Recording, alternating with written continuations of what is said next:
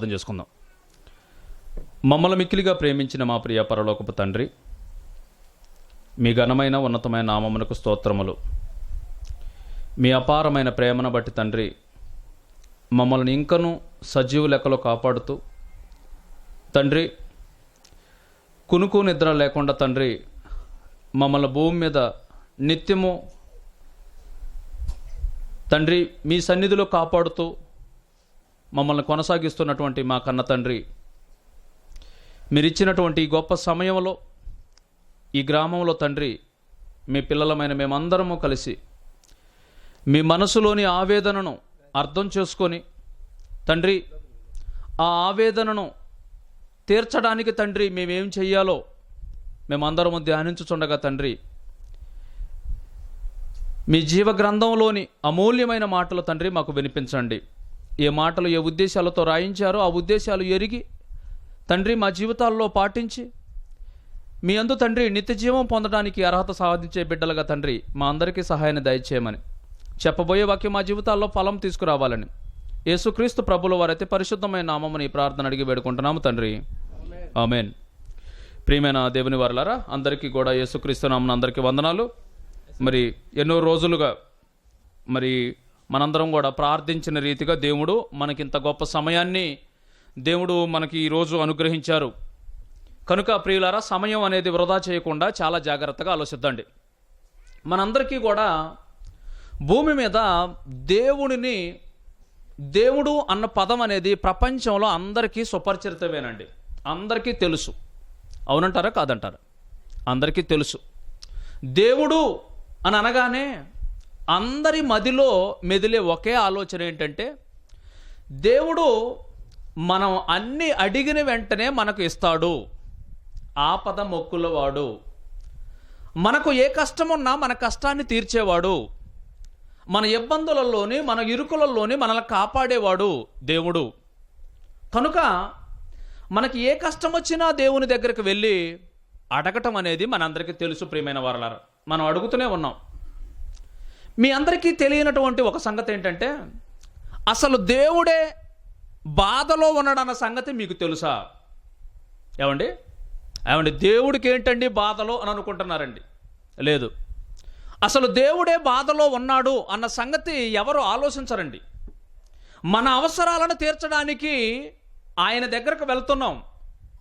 మరి ఆయనకు బాధ కలిగితే, ఆయనకు ఆవేదన వస్తే, ఆ ఆవేదన తనకు తానుగా తీర్చుకోలేనిది, ఆ ఆవేదనను తీర్చడానికే భూమి మీదకు వచ్చినటువంటి దేవుని మహాసంకల్పంలో దేవుని బిడ్డలు మనం అందరం ప్రియమైన వారలారా. మరి దేవునికి ఎందుకండి ఆవేదన? అసలు దేవునికి ఎందుకండి బాధ? దేవునికి ఎందుకండి కష్టం? అసలు దేవుడికి కష్టాలు ఉంటాయా? కష్టాలు ఉండవు అని అనుకుంటున్నారు. ఈరోజు ప్రపంచం అనుకున్నది ఒకప్పుడు నిజమేనండి. ఆయనకి ఏ కష్టం లేదు, ఆయనకి ఏ బాధలు లేవు, ఆయనకి ఏ ఇబ్బందులు లేవు ఒకప్పుడు. ఎప్పుడైతే ఆయనకు పిల్లలు కావాలని, ఆయన ఈ సృష్టిని చేయాలని, ఆ సృష్టిలోని ఆయన పిల్లలమైన మనము ఈ లోకానికి రావాలి అని ఆయన మనసులో అనుకున్నాడో ఆ రోజు మొదలైందండి కష్టం.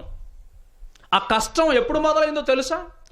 ఈ భూమికి రవ్వంత నేల లేనప్పుడు, ఈ సృష్టిలోని ఏమీ లేనప్పుడు ఆయన మనసులో ఒక కోరిక.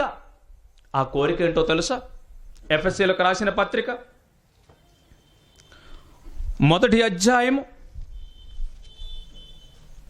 ఎఫెసీయులకు రాసిన పత్రిక 1వ అధ్యాయము 4వ వచనం నుండి చూద్దాం ప్రియమైన వారలారా. ఆయన మనసులో కోరిక ఏంటి? ఆయన మనసులో కోరిక ఏంటి? ఆ కోరిక ఎప్పుడు కలిగింది? ఆ కోరిక ఎవరి గురించి కలిగింది? ఆ కోరికను తీర్చే బిడ్డలుగా మరి వారు ఉంటున్నారా లేదా అనేది జాగ్రత్తగా ఆలోచిద్దాం ప్రియమైన వారలారా. ఎట్లనగా, తన ప్రియుని యందు తాను ఉచితముగా మనకు ఇచ్చాడంటమ్మా. ఏంటి మనకిచ్చింది? మనకు ఈ జీవితాన్ని ఆయన ఉచితంగా ఇచ్చాడంట. నిజమేనా అమ్మా? నిజమేనా? మీ దగ్గర ఎవరి దగ్గరైనా డబ్బులు తీసుకొని మీకు జన్మిచ్చాడా అమ్మా? లేదండి. ఆయన ఉచితముగా మనకిచ్చినటువంటి ఈ మహిమ, ఆయన ఉచితముగా మనకు అనుగ్రహించిన తన కృప, తన దయ, తన చిత్త ప్రకారం జరిగిందండి. మనం అనుకుంటే మనం ఈ లోకానికి రాలేదు ప్రియమైన వారలారా.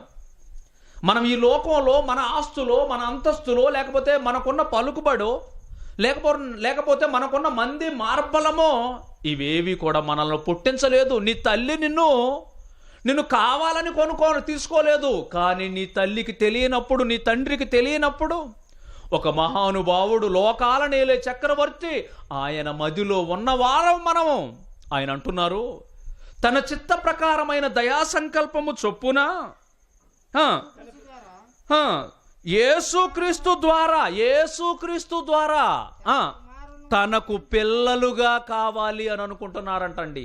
మీరు ఎవరనుకున్నారు? మీరు ఈ లోకంలో పేదవారిగా ఉన్నారని బాధపడుతూ ఉన్నారా? లేకపోతే అన్నగారిని కులాలలో పుట్టామని బాధపడుతూ ఉన్నారా?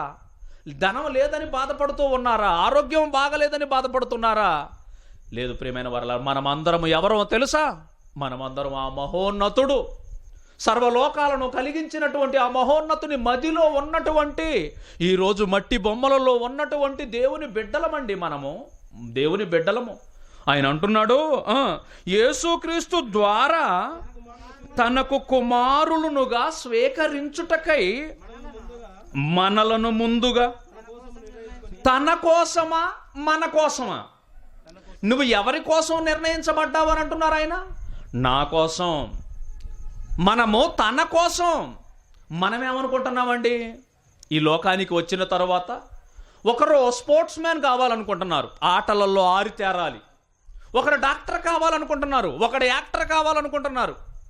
ఇదిగో ఒకడేమో నా భార్య కోసమే నేను పుట్టాను, నా జీవితం నీకు అంకితం అని అంటున్నాడు. ఏంటి ఇవే వాళ్ళు అనుకుంటే నీకు ఈ జన్మ జరిగిందా? వీళ్ళలో ఎవరైనా నీకు ఈ జన్మనిచ్చారా అని అంటే ఆయన అంటున్నారు, ముందుగా మనము తన కోసము, మనల్ని ఎవరి కోసం అంట? తన కోసము నిర్ణయించుకొని మనము ఎలా ఉండాలనుకుంటున్నారో తెలుసమ్మా? బాగా అర్థం చేసుకోవాలి. మనం ఎలా ఉండాలి అని అనుకుంటున్నారు? ఈరోజు ఆయన అనుకున్న కళలు దెబ్బతిన్నాయండి. ఆయన అనుకున్న కోరికల ఆయన కళలు కళ్ళలుగా మారిపోయాయనండి. ఆయన మనస్సులో ఆవేదన మొదలవుతుంది ప్రియమైన వారలారా. ఆయన అనుకున్నది ఒకటి, ఈరోజు సమాజంలో మనం కళ్ళ ముందు చూస్తున్నది ఒకటండి. ఆయన ఏమనుకున్నాడంట? మనలను తన ఎదుట ఎలా ఉండాలనుకుంటున్నారంటండి? పరిశుద్ధులుగానా, పరిశుభ్రంగానా? అందరూ చెప్పాలి. పరిశుద్ధులుగానా, పరిశుభ్రముగానా? ఇంతకు పరిశుద్ధత అంటే ఏంటి, పరిశుభ్రం అంటే ఏంటి? మనుషుడు పరిశుభ్రత ఏర్పాటు చేసుకుంటున్నాడండి. శుభ్రంగా స్నానం చేయటం, సబ్బు పెట్టి, చక్కగా పౌడర్ పూసుకోవటం, తలదూకోవటం, ఇస్త్రీ బట్టలు వేసుకోవటం, పొద్దున్నే పళ్ళు తోమటం, ఇవి నేర్చుకున్నాడు. బాగుంది, పరిశుభ్రంగా ఉండు. కానీ నీ క్రియలు పరిశుద్ధంగా ఉన్నాయా, పాపంలో తిరుగుతున్నాయా? ఆయన మాత్రం నీ గురించి ఏం కోరుకున్నారంట? ఎందుకు కోరుకున్నారు చెప్పండి? ఎందుకు కోరుకున్నారో తెలుసా? ఆయన పరిశుద్ధుడండి. ఆయన ఎవరు? పరిశుద్ధుడండి. పరిశుద్ధుడు కనుక ఆయన గర్భాన పుట్టబోయే పిల్లలు కూడా ఎలా ఉండాలి? పరిశుభ్రంగానా, పరిశుద్ధంగానా? పరిశుద్ధంగా బ్రతకాలి ప్రియమైన వారలారా. పాపాన్ని అసహించుకునే వారిగా, పాపము జోలికి పోని వారిగా, పరిశుద్ధముగాను నిర్దోషులుగాను ఉండవలెనని. వాట్ ఏ వండర్ఫుల్ వర్డ్ అండి. వాట్ ఏ వండర్ఫుల్ వర్డ్ అండి. ఏమంటారు? జగత్తు పునాది వేయబడక మునుపు. మరలా చెప్పండి. జగత్తు పునాది వేయబడక మునుపు. జగత్తుకు పునాది లేదా అప్పటికి? బాగా అర్థం చేసుకోవాలి. ఏమండి, మనకి ఒక్కొక్కరికి ఒక్కొక్క వయసు ఉందండి. ఈరోజు శాస్త్రవేత్తలు ఏమంటున్నారంటే, ఈ సృష్టికి కూడా ఒక వయసు ఉందంట అండి. ఈ భూమికి కూడా ఒక వయసు. వాళ్ళ అంచనా ప్రకారం చెప్పారు, అదేమి కరెక్టేం కాదు. దీని వయసు ఎంత అనంటే వాళ్ళు ఆలోచించి చెప్పింది ఏంటంటే సుమారుగా 1500 కోట్ల సంవత్సరాలు. అమ్మా ఎన్ని? అందరూ చెప్పాలి. ఎన్ని? 1500 కోట్ల సంవత్సరాలు. మరి నీ ఆయుష్ ఎంత? ఒక 1600 కోట్ల సంవత్సరాలా? లేదు కదా. ఈ భూమి యొక్క ఆయుష్ సుమారుగా 1500 కోట్ల సంవత్సరాలు అయితే ఈ సృష్టిని కలిగించడానికి దేవునికి పట్టిన కాలం ఎంత? ఆ సృష్టికి ఆలోచన చేయడానికి ఆయన తీసుకున్న కాలం ఎంత? ఈ అన్ని ఏమీ లేనప్పుడు జగత్తు పునాది వేయబడక మునుపు కొన్ని వందల వేల లక్షల కోట్ల సంవత్సరాలకు పూర్వం నువ్వు ఆయన హృదయంలో ఉన్నావు ప్రియమైన వారలారా. ఎంత ధన్యురాలు ఆలోచిస్తున్నావా? అంత గొప్పవాడికి పుట్టిన వారమండి మనము. అంత గొప్పవాడికి పుట్టాం ప్రియమైన వారలారా. మనం ఏదో సాధారణంగా ఇంటి పక్కన్న పొల్లయ్యకో ఎల్లయ్యకో పుట్టిన వాళ్ళం కాదు. ఆ పొల్లయ్య అయినా ఎల్లయ్య అయినా ఈ లోకంలో పేదవారేమో, కానీ మనమందరము మహోన్నతుని మదిలో నుండి వచ్చిన వారము. మహోన్నతుని యొక్క అనాది సంకల్పంలోని ఈ లోకానికి వచ్చిన వారము, తన కోసము వచ్చిన వారము. ఇది మర్చిపోయారండి అందరూ. తన కోసము వచ్చిన వారము. అలాంటి ఆయన అమోఘమైనటువంటి సంకల్పంలో భూమి మీద కోటాను కోట్ల సంవత్సరాల కష్టం, అంతకుముందు కష్టం లేదండి ఆయనకు. మన దగ్గర ఒక తల్లి గనక, ఒక అమ్మ గనక తల్లి కాబోతుంది అనుకోండి అండి. కొత్తగా వివాహమైనటువంటి ఒక చెల్లెలో లేకపోతే ఒక అక్కో లేకపోతే ఒక చెల్లి ఎవరో ఒకళ్ళు మన మధ్యలో ఉన్నటువంటి ఒక స్త్రీ గర్భవతి కాబోతుంది అని అనగానే చాలా సంతోషపడిపోతుంటారండి. అవునా కాదా? చాలా సంబరపడిపోతుంటారు. నా కడుపును కూడా ఒక పండంటి బిడ్డ రాబోతున్నాడు అన్నమాట. లోపల ఉన్న బాబు తంతు ఉన్నప్పుడు తల్లికి ఎనలేని ఆనందం అండి. అయ్యో లోపల ఎవరో వచ్చేసారు లోపలికి. ఈ సంగతి తల్లికి తెలియదండి. తల్లికి తెలుసా? తల్లికి తెలియటానికి 2 నెలలు 3 నెలల కాలం పడుతుంది ప్రియమైన వారలారా. 2 నెలలు 3 నెలల కాలం తర్వాత తన ఋతు కార్యక్రమం ఆగిపోయిన తరువాత అప్పుడు ఆలోచించుకుంటే అయ్యో ఇలా ఎందుకు జరుగుతుంది అని డాక్టర్ను సంప్రదిస్తే డాక్టర్ చెబుతాడండి. డాక్టర్ చెబుతాడు, అమ్మా నువ్వు తల్లివి కాకపోతున్నావు, కంగ్రాచ్యులేషన్స్, వెరీ గుడ్. వెంటనే ఎవరికి చెప్పేది ఫస్ట్, ఏమండి మీకు ఒక గుడ్ న్యూస్, మీరు తండ్రి కాబోతున్నారండి. అవునా? తండ్రి కాబోతున్నానా? ఎంత సంబరపడిపోతూ ఉంటారండి. వెంటనే అందరికీ చెబుతారు, అమ్మా నువ్వు అమ్మమ్మో కాబోతున్నావు, అమ్మా నువ్వు అమ్మమ్మో కాబోతున్నావు, నాయనమ్మో కాబోతున్నావు. అందరితో సంబరాన్ని పంచుకుంటామండి. ఆ బిడ్డ లోపల ఉండగానే తల్లికి తండ్రికి ఆలోచనలు మొదలవుతాయి. నా బిడ్డ ఎలా ఉంటాడో, బిడ్డను చూడలే, ఏమో చేయలేదు. అలా అని ఏమకు తెలుసా? తెలియదు. ఏమనుకుంటే రాలేదు, తండ్రి అనుకుంటే రాలేదు, తాతయ్య అనుకుంటే అసలే రాలేదు, వీళ్ళు ఎవరు అనుకుంటే రాలేదు, కానీ ఒక మహానుభావుడు అనుకుంటున్నాడు. ప్రియమైన వారలారా, భూమి మీద ఆఫ్టర్ ఆల్ ఒక తల్లికి తండ్రికి తన బిడ్డల పట్ల ఎంత ప్రేమ ఉంటే బాగా ఆలోచించండి. ఒక తల్లికి తండ్రికి తన కడుపును పుట్టిన బిడ్డల పట్ల ఎలాంటి గొప్ప ఆలోచనలు ఈ తల్లిదండ్రులుగా మనకే ఇలా ఉంటే, కోటాను కోట్ల సంవత్సరాలండి ఎదురుచూపు ఆయన, కోటాను కోట్ల సంవత్సరాల కష్టమండి ఈ ప్రకృతి. ఈ ప్రకృతిలోని ఏదైనా తక్కువైందమ్మా? మనకి ఏదైనా తక్కువైందా? ఏమీ తక్కువ కాకుండా పెట్టినటువంటి కన్న తండ్రి అండి ఆయన. ఒక తండ్రిగా ఒక తల్లిగా నీకే కడుపున బిడ్డ పుట్టబోతున్నాడు అని తెలిస్తే ఇల్లంతా శుభ్రం చేస్తారండి. ఇదిగో రేపో మాపో నా కొడుకు రాబోతున్నాడు అని అనగానే ఏం చేస్తారు? ఇల్లంతా శుభ్రంగా అప్పటి వరకు ఎలా ఉన్నా కూడా అడ్జస్ట్ అయిన వీళ్ళు, ఆ బాబు ఎంత ఉన్నాడండి, ఒక కలెక్టర్ కంటే గొప్పవాడు మా ఇంట్లోకి వస్తున్నాడు అన్నట్టు ఇల్లంతా శుభ్రం చేసేస్తారు. నా బిడ్డకి ఎలాంటి ఇబ్బంది కలగకూడదు, ఒక చక్కని ఉయ్యాలా, ఎన్నో ఏర్పాట్లు చేస్తూ ఉంటారండి. భూమి మీద తల్లిగా తండ్రిగా మనకే ఎన్ని ఆలోచనలు ఉంటాయి ప్రియమైన వారలారా.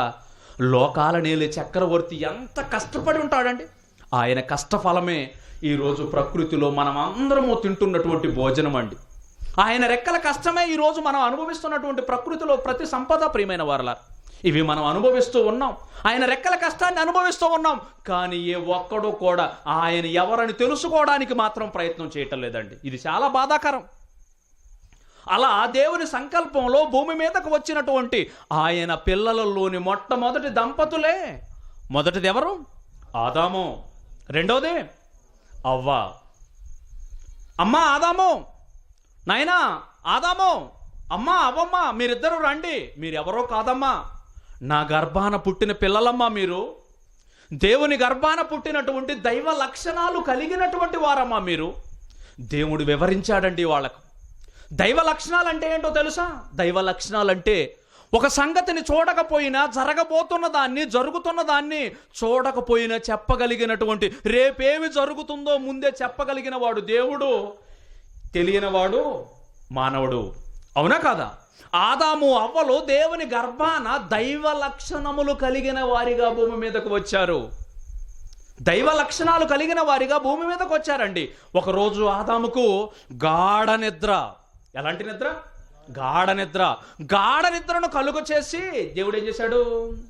నా కొడుకు ఒక్కడే ఉన్నాడు కదా, ఒంటరిగా ఉన్నాడు, ఇతనికి ఎవరు కావాలి? ఇప్పుడు ఇతనికి సాటి అయిన సహాయం కావాలి, సాటి అయిన సహాయం కావాలి. గాఢ నిద్రను కలుగజేసి ప్రక్కటెముకను తీసి స్త్రీనిగా మలిచాడు. గాఢ నిద్రనా కాదా? గాఢ నిద్ర. Very good. గాఢ నిద్ర. గాఢ నిద్రలోని ఏమైనా జరుగుతున్న సంగతి తెలుస్తుందండి?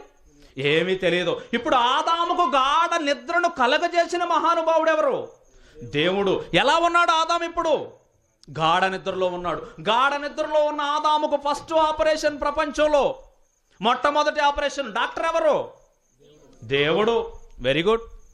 దేవుడు ఆపరేషన్ చేసి ఒక ఎముకను తీసి ఆ ఎముకతోనే చక్కని స్త్రీ రూపాన్ని చేసి ఆయన వెళ్ళిపోయాడండి. కొంతసేపటి తర్వాత మనవాడికి స్పృహ వచ్చింది. Operation success.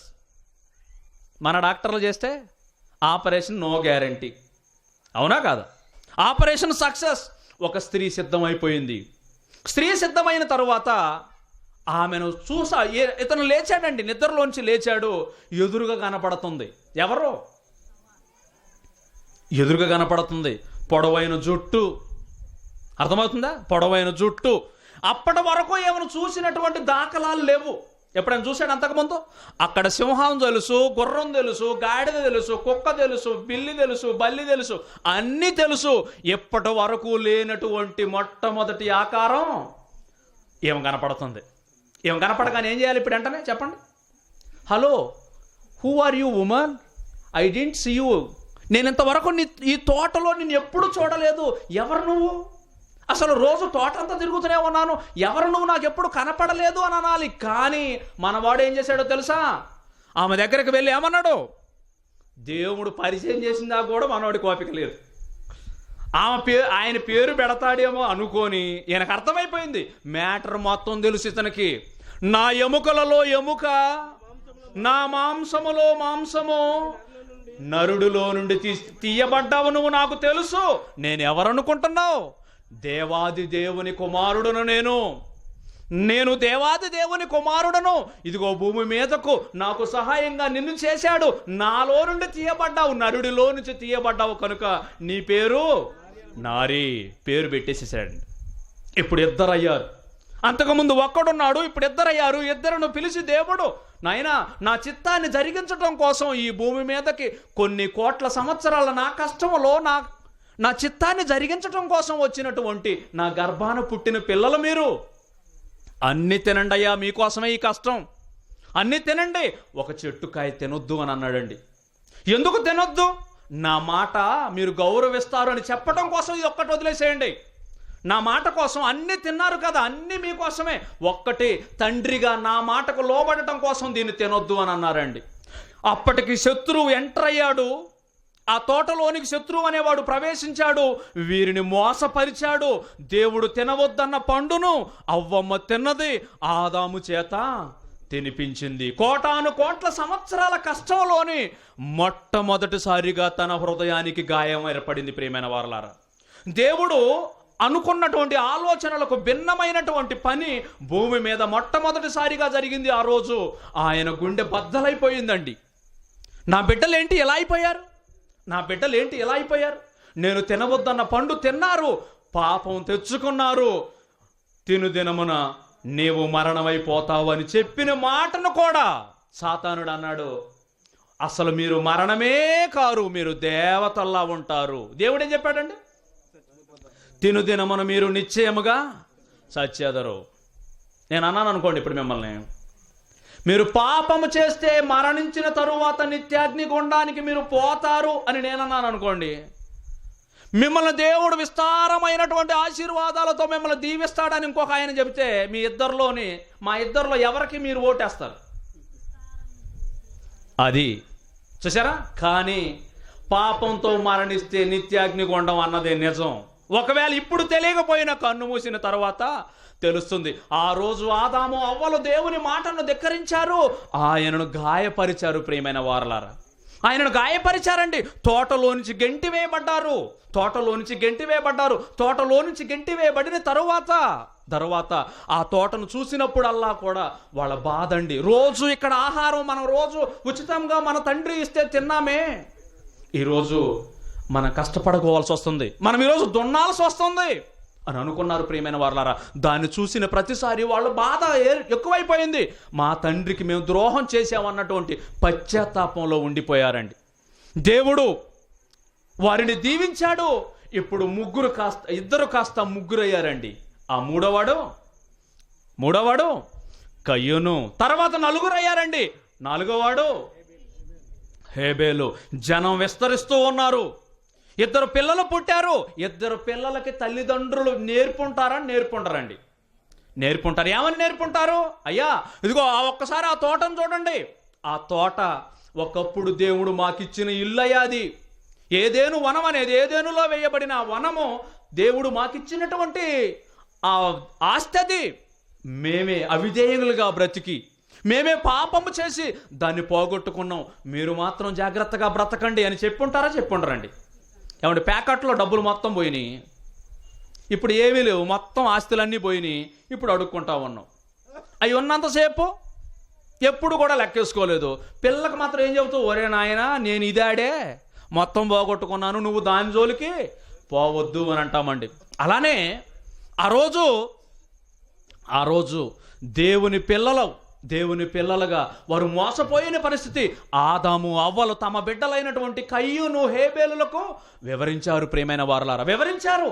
అందులోని ఒక కుమారుడికి మాత్రం దేవుడు అంటే ఎనలేని భక్తి వచ్చిందండి. ఒక కుమారుడికి మాత్రం మరలా తల్లి ఎలా దొరికిందో సాతానుకు దొరికిపోయాడు. మరలా వాడి పేరు ఏం పేరు? కయ్యూను. ఇద్దరు అర్పణలు తెచ్చారండి.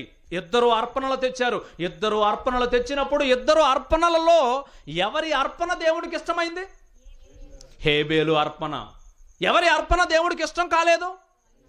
ఎందుకు? కయ్యూను క్రియలు చెడ్డవి. చూద్దాం ఒకసారి, చూడండి వచనం. యోహాను రాసిన మొదటి పత్రిక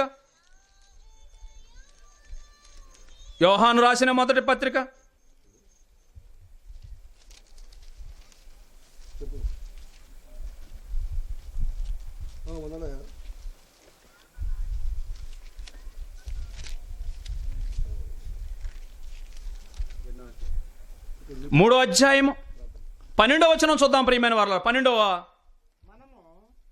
12వ వచనం. ఎలా ఉండకూడదంటామా? మనం అర్పణ తెచ్చాడా తేలేదా? అర్పణ తెచ్చాడు. మనం అర్పణలు తెస్తానామా తేటలేదా? ఏమన్నా తెస్తున్నావా తేటలేదా? బియ్యం, గుడ్లు, ఇంకా కూరగాయలు, ఆకుకూరలు, ఇంకా మీకు ఏది నచ్చితే అది తీసుకుపోతున్నారు. అర్పణలు తెచ్చారు. అర్పణ తెచ్చినంత మాత్రాన దేవుడు మీ అర్పణను అంగీకరిస్తాడా? మీ బుద్ధి మారకుండా, మన బుద్ధి మారకుండా ఏం తెచ్చినా ఎందుకండి? వేస్ట్ కదా. అదే మాట దేవుడు అంటున్నాడండి. కయ్యూను కూడా ఆ రోజు ఏం చేశాడంటే, మనము కయ్యూను వంటి వారమై ఉండరాదు. వాడు దుష్టిని సంబంధి అయి, వాడు ఎలాంటి వాడాడు? వాడు దుష్టుడు సంబంధుడైపోయాడు. సాతాను క్రియలు వాడిలో బలంగా పనిచేస్తూ ఉన్నాయి. ఒకరోజు వాళ్ళ తల్లి ఎలాగైతే దేవుని మాటలను ధిక్కరించిందో, ఇప్పుడు ఆమె గర్భాన పుట్టిన పెద్ద కుమారుడైనా ఈ కయ్యూన్ అనేవాడు కూడా ఏం చేస్తున్నాడంట? దుష్టుని సంబంధి అయిపోయాడు. దుష్టుని సంబంధి అయ్యి ఇంకా తన సహోదరుని చంపెను. వాడతనిని ఎందుకు చంపెను? తన క్రియలు చెడ్డవి. తన క్రియలు ఎలాంటివి?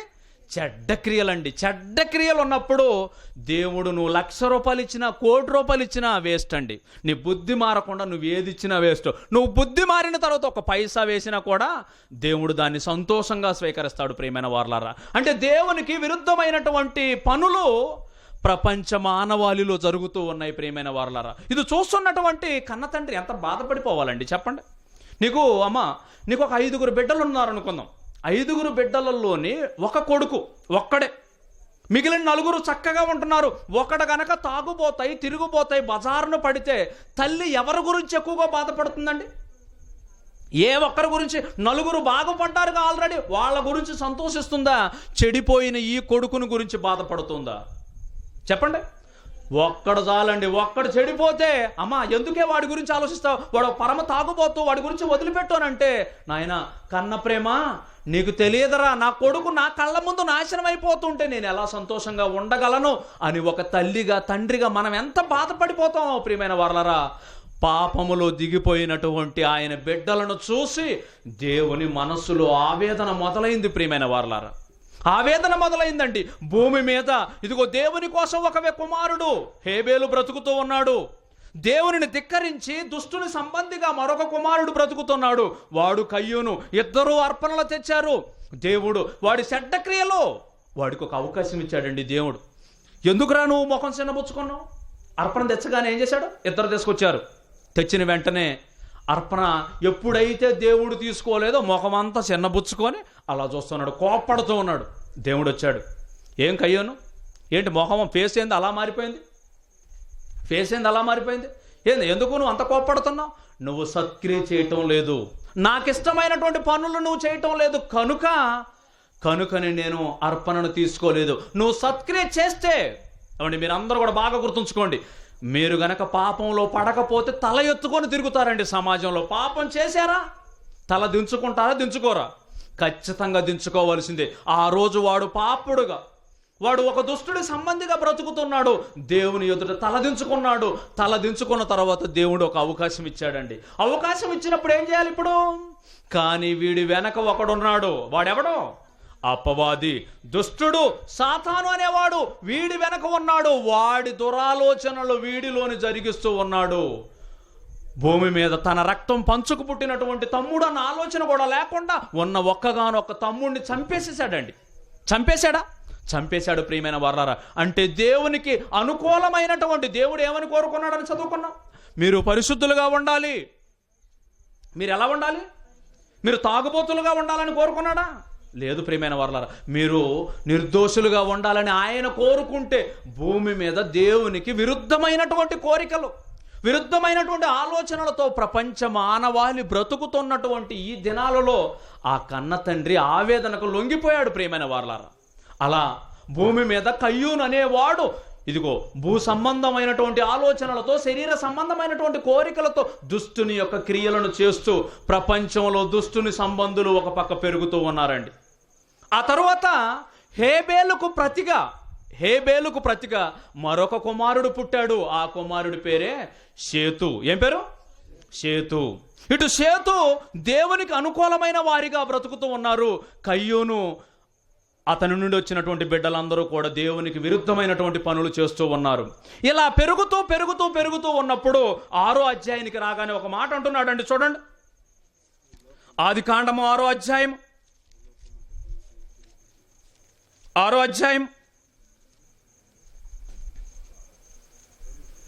వచనం నుండి చూద్దామండి. 1వ వచనం నుండి, నరులు భూమి మీద విస్తరింపన ఆరంభించిన తరువాత కుమార్తెల వారికి పుట్టినప్పుడు, ఎవరంటమ్మా?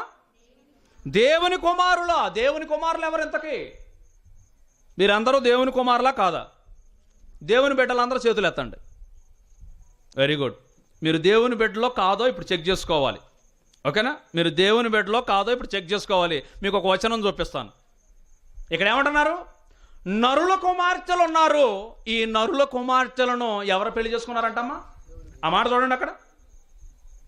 దేవుని కుమారులు నరుల కుమార్తెలు చక్కని వారని చూసి వారందరిలో తమకు మనస్సు వచ్చిన స్త్రీలను వివాహము చేసుకున్నారు. ఎవరిని చేసుకుంటున్నారు? దేవుని కుమారులు నరుల కుమార్తెలు. నరుల కుమార్తెలు ఎవరు? లోక సంబంధమైన జీవితాలతో పాపంలో మునిగిపోతూ అందగత్తెలుగా ఉన్నటువంటి వీళ్ళని ఎవరు చూశారు? దేవుని కుమారులు చూసి వివాహం ఆడారంటండి. ఎంతకు దేవుని కుమారులు ఎవరు? రోమాపత్రిక 8వ అధ్యాయము 14వ వచనం చూద్దాం ప్రియమైన వారలారా. రోమాపత్రిక 8వ అధ్యాయము 14వ వచనం చూడండమ్మా. ఎవరంట? దేవుని ఆత్మ చేత ఎందరు నడిపింపబడుదురో. ఏమండి, దేవుని ఆత్మ చేత, దేవుని ఆత్మ అంటే పరిశుద్ధాత్మ. పరిశుద్ధాత్మ పాపాత్ములలో ఉండదండి. మరలా గుర్తుంచుకోవాలి. పరిశుద్ధాత్మ పాపం చేసామనుకోండి, పాపము చేస్తే పరిశుద్ధాత్ముడు ఉంటాడా? ఉండడు. ఎప్పుడు పరిశుద్ధాత్ముడు వస్తాడు మన దగ్గరికి? బాప్తిస్మము తీసుకున్న మరుక్షణము మన యొద్దకు వస్తాడు. వచ్చిన తరువాత ఒకవేళ మనం మరలా పాపంలోకి జారిపోయామా, పరిశుద్ధాత్ముడు మనలో ఉంటాడా? దేవుడు మనతో ఉంటాడా? ఉండడు ప్రియమైన వారలారా, ఉండడు. కాబట్టి దేవుడు అంటున్నారు, ఎందరైతే ఆ మాట చదవండమ్మా. దేవుని ఆత్మ చేత ఎందరు నడిపింపబడుదురో వారందరూ దేవుని కుమారులు. దేవుని కుమారులు. ఇప్పుడు చెప్పండి, మీరు ఒకసారి దేవుని పిల్లలు ఒకసారి చేతులు ఎత్తండి. పరిశుద్ధాత్మ వలననే మీరు అందరూ నిజంగా రోజు నడిపింపబడుతున్నారా, లేకపోతే మీ సొంత క్రియల చేతనే నడిపింపబడుతున్నారా? అది నాకు చెప్పాల్సిన అవసరం లేదు. అది దేవునికి మీకు మధ్య ఉన్న సంబంధం ప్రియమైన వారల. ఒకనాడు మాత్రం దేవుని ఆత్మ చేత నడిపింపబడిన వారు, దేవుని బిడ్డలుగా భూమి మీదకు వచ్చిన వారు, తమ మనస్సుకు వచ్చిన స్త్రీలు. మరి దేవా ఈ అమ్మాయిని పెళ్లి చేసుకోవటం నీకు ఇష్టమా లేదా? అమ్మా నేను ఈ అమ్మాయిని పెళ్లి చేసుకోవటం ఇష్టమా లేదా అనేది అడగటం లేదు. వీళ్ళు ఎవరికి నచ్చిన వాళ్ళని వీళ్ళు చేసేసుకుంటున్నారు. కనీసం కొద్దిమంది అయినా దేవుని కోసం బ్రతుకుతారేమో, అని అనుకున్నటువంటి దేవుని యొక్క ఆలోచనలలోనే భిన్నమైనటువంటి ఆలోచనల్లో ఇదిగో కొద్దిమంది అయినా దేవుని కోసం బ్రతుకుతున్నారు అనుకుంటే, వీళ్ళు కాస్త ఎవరి ఎరకో బానిసలైపోయారు. వీళ్ళు నరుల కుమార్తెలు చక్కని వారంట. వాళ్ళ అందానికి వీళ్ళు కూడా అందంతో ఎర్రేశారు, వాళ్ళనే పాపంలోకి లాగారు. ఇప్పుడు పరిస్థితి ఏంటండి? ఉన్న కొద్దిమంది కాస్త బోల్తపడ్డారు. ఏమండి, ఇప్పుడు దేవుని కోసం బ్రతికేవాడు ఎవడైనా భూమి మీద ఉన్నాడా? ఏమండి, కుటుంబంలో ఉన్నటువంటి 5 కొడుకులు పరమ తాగుబోతులు, పోరంబోకులు అయ్యారనుకోండి, తల్లికి తండ్రికి ఆనందం ఉంటుందా? ఉండదు. భూమి మీద ఉన్నటువంటి సర్వమానవాళి పాపంలోకి పోయినప్పుడు దేవుడు చూసి సంతాపపడ్డాడండి. ఏంటి పిల్లలు ఎలా అయిపోయారు? ఏంటి నా కష్టం ఇలా వృధా అయిపోయింది? ఏంటి నేను అనుకున్న ఆలోచనలకు ఇలా భిన్నంగా ఇలా బ్రతుకుతున్నారేంటి? దేవుని మనసులో ఆవేదన ప్రియమైన వారలారా. అదృశ్యుడైనటువంటి దేవుని మనసులో ఆవేదన అండి. ఏమండి, నేను సంతోషంగా ఉన్నానా, నవ్వుతూ ఉన్నానా, ఏడుస్తూ ఉన్నానా, బాధగా ఉన్నానా మీరు తెలుసుకోవాలంటే మీ ఎదురుగా నేను కనపడుతున్నాను కాబట్టి మీకు తెలుసండి. నేను నవ్వాను అనుకోండి, అన్నయ్య నవ్వుతూ ఉన్నాడు. నేను ఏడ్చాను అనుకోండి, అన్నయ్య ఏడుస్తూ ఉన్నాడు అని చెప్పగలుగుతారు. కనపడుతున్నాను కాబట్టి. మరి దేవుడు కనపడతాడా మనకు? కనబడనటువంటి దేవుని మనస్సులో ఏముందో తెలుసుకోవాలనే దేవుడు ఈ జీవ గ్రంథాన్ని మన చేతికిచ్చాడు ప్రియమైన వారలారా. ఈ జీవ గ్రంథంలో ఉందండి. ఆయన సంతోషంగా ఉన్నాడా, ఆయన బాధగా ఉన్నాడా, ఆయన ఏడుస్తూ ఉన్నాడా, ఆయనకి ఇష్టమైన క్రియలు ఏంటి, ఆయనకి ఇష్టం లేని క్రియలు ఏంటి, ఈ గ్రంథంలో ఉన్నాయండి. ఈ గ్రంథం గురించి చదివే వాళ్ళు ఎవరూ లేరండి. క్రైస్తవులు ఏం చేస్తున్నారు తెలుసా? బైబిల్ కొనుక్కోవటం, సాయంత్రానికి పక్కనే పెట్టుకుంటారండి దిండుతో పాటుగా. ఎందుకు? అవునమ్మా, మీరు పెడుతున్నారులే, చెప్పొద్దు, నాకు చెప్పరు కానీ నాకు తెలుసు మీరు పెట్టట్లేదా. పక్కనే పెట్టుకుంటారు. పక్కనే పెట్టుకొని ఎందుకో తెలుసా? దెయ్యాలు రావండి అని అంటారు. దెయ్యాలు బైబిల్ పక్కనుంటే కాదు, బైబిల్లో ఉన్న మాటలు నీ హృదయంలో ఉంటే దెయ్యం రాడు. కానీ బైబిల్ పక్కనుంటే యేసు ప్రభు దగ్గరికి వచ్చి ఏమన్నాడు? నా కాళ్ళకు మొక్కు, నీకు ఈ లోక రాజ్యాల మహిమ నీకు ఇస్తాను అని అన్నాడు. మనోళ్ళు ఏమంటున్నారు? యేసు రక్తము చెయ్యని బైబిల్ తీసుకొని నెత్తి మీద ఒకటి కొడితే పోవటానికి వాడేమని చిన్నోడా? మీరు బాగా అర్థం చేసుకోవాలి ప్రియమైన వారలారా. ప్రపంచంలో ఉన్నటువంటి మనుషులు దేవుని యొక్క మహాజ్ఞాన సంగతులను అర్థం చేసుకోవడానికి ప్రయత్నం చేయాలి ప్రియమైన వారలారా. దేవుని మనసులో ఆవేదనండి. భూమి మీద బ్రతుకుతున్నటువంటి ఆయన బిడ్డలను చూసి ఆయన మనసులో ఏమన్నాడు చూడండి. ఒక్క మాట, 6వ అధ్యాయము 12వ వచనం, ఆదికాండము 6వ అధ్యాయము 12వ వచనం చూడండి ప్రియమైన వారలారా. దేవుడు భూలోకమును చూచినప్పుడు, ఏంటి చూస్తాడా? చూస్తాడా దేవుడు? ఏమంటే తోటేసి నువ్వు పోయి పొలం వేసిన తరువాత ఓనర్గా ఒక రైతుగా నువ్వు వెళ్ళి నీ పొలాన్ని చూస్తావా చూడవా? చూస్తావు. ఎందుకు చూస్తావు? విత్తనాలు వేసాను, అవి మొలకెత్తినయో, లేకపోతే పక్షులు వచ్చి తిన్నాయో, లేకపోతే పెరుగుతుందో పంట, లేకపోతే పంటకు చీడబట్టిందో, లేకపోతే మంచిగా వృద్ధి పొందుతుందో చూస్తావా చూడవా? దేవుడు తన బిడ్డలను ఒక పంటగా ఈ లోకంలో మొలిపించి ఆ బిడ్డలను తొంగి చూశాడు. నా బిడ్డలు ఎలా ఉన్నారో ఆయన ఈ లోకమును చూసినప్పుడు చదవండి. అది ఎలా ఉందంటమ్మా? ఏది చెడిపోయి ఉండను? ఏది చెడిపోయి ఉండను? పగిడ్యాల చెడిపోయి ఉండను కాదు, లోకమే చెడిపోయిందా? ఎప్పుడు? ప్రారంభంలోనే లోకమే కొన్ని వందల వేల సంవత్సరాలకు పూర్వం ప్రారంభంలో లోకం అంతా చెడిపోయిందా? లోకం కొంత చెడిపోయిందా? లోకం అంతా చెడిపోయిందంట ప్రియమైన వాళ్ళ. అప్పుడే చెడిపోతే, అప్పుడే చెడుతనముతో ఈ లోకం నిండిపోతే ఇప్పుడు నిండిందా? పొర్లుతుందా? పొర్లి ఈ లోకాన్ని దాటి మరొక లోకాలకు కూడా విస్తరిస్తుంది ప్రియమైన వాళ్ళ. బాగా ఆలోచించాలండి. దేవుడు ఈ భూలోకమును చూచినప్పుడు అది చెడిపోయి ఉండను. భూమి మీద సమస్త శరీరులు, మనిషి అన్నకున్న ప్రతి ఒక్కడు చెడిపోయాడండి.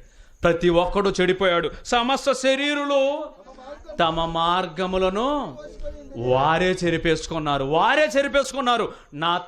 నేను చెప్పినటువంటి మాటలను తండ్రిగా నాకు గౌరవం ఇవ్వలేదు. సాతాను యొక్క క్రియలకు లొంగిపోయారు. సాతానుడు చూపిస్తున్నటువంటి ఆశల వలయంలోకి చిక్కుకున్నారు. తమ జీవితాలు పాపానికి మగ్గింపజేశారు. వీళ్ళందరితో అవసరం అంటారా? వీళ్ళందరూ దేవుని మనసులోనే గాయపడ్డాడండి. ఆయన ఎంత బాధపడ్డాడు. 5వ వచనం చూడండి. అక్కడ 5వ వచనంలో ఎంత బాధపడ్డాడు. నరుల చెడుతనము భూమి మీద గొప్పదనియు, వారి హృదయము యొక్క తలంపులలోని ఊహ అంతయు ఎల్లప్పుడునా అప్పుడప్పుడునా? ఏమా, చెడ్డదా మంచిదే? చెడ్డదే. అప్పుడప్పుడు చెడ్డదా లేకపోతే ఎప్పుడూ చెడ్డదేనా? నరుని హృదయంలో వచ్చేటటువంటి ఆలోచనలు ఎప్పుడూ చెడ్డవే. ఇది నేనన్న మాట కాదు, దేవుడు అన్నమాట. హృదయ ఆలోచనలు ఎరిగినటువంటి తండ్రి తన పిల్లల హృదయాల్లోనికి తొంగి చూసి ప్రపంచ మానవాళిపైన ఒక ముద్ర వేశాడండి. ఏమంటున్నాడు? తమ హృదయం యొక్క తలంపులలోని ఊహ అంతయు ఎల్లప్పుడు ఎప్పుడు దరిద్రులు వీళ్ళు. నా కష్టాన్ని గుర్తించరు. కష్టం వచ్చినప్పుడు మాత్రం వచ్చేస్తూ ఉంటారు. ఆ కష్టం తీరగానే మరలా తిరిగి లోకంలో కలిసిపోతూ ఉంటారు.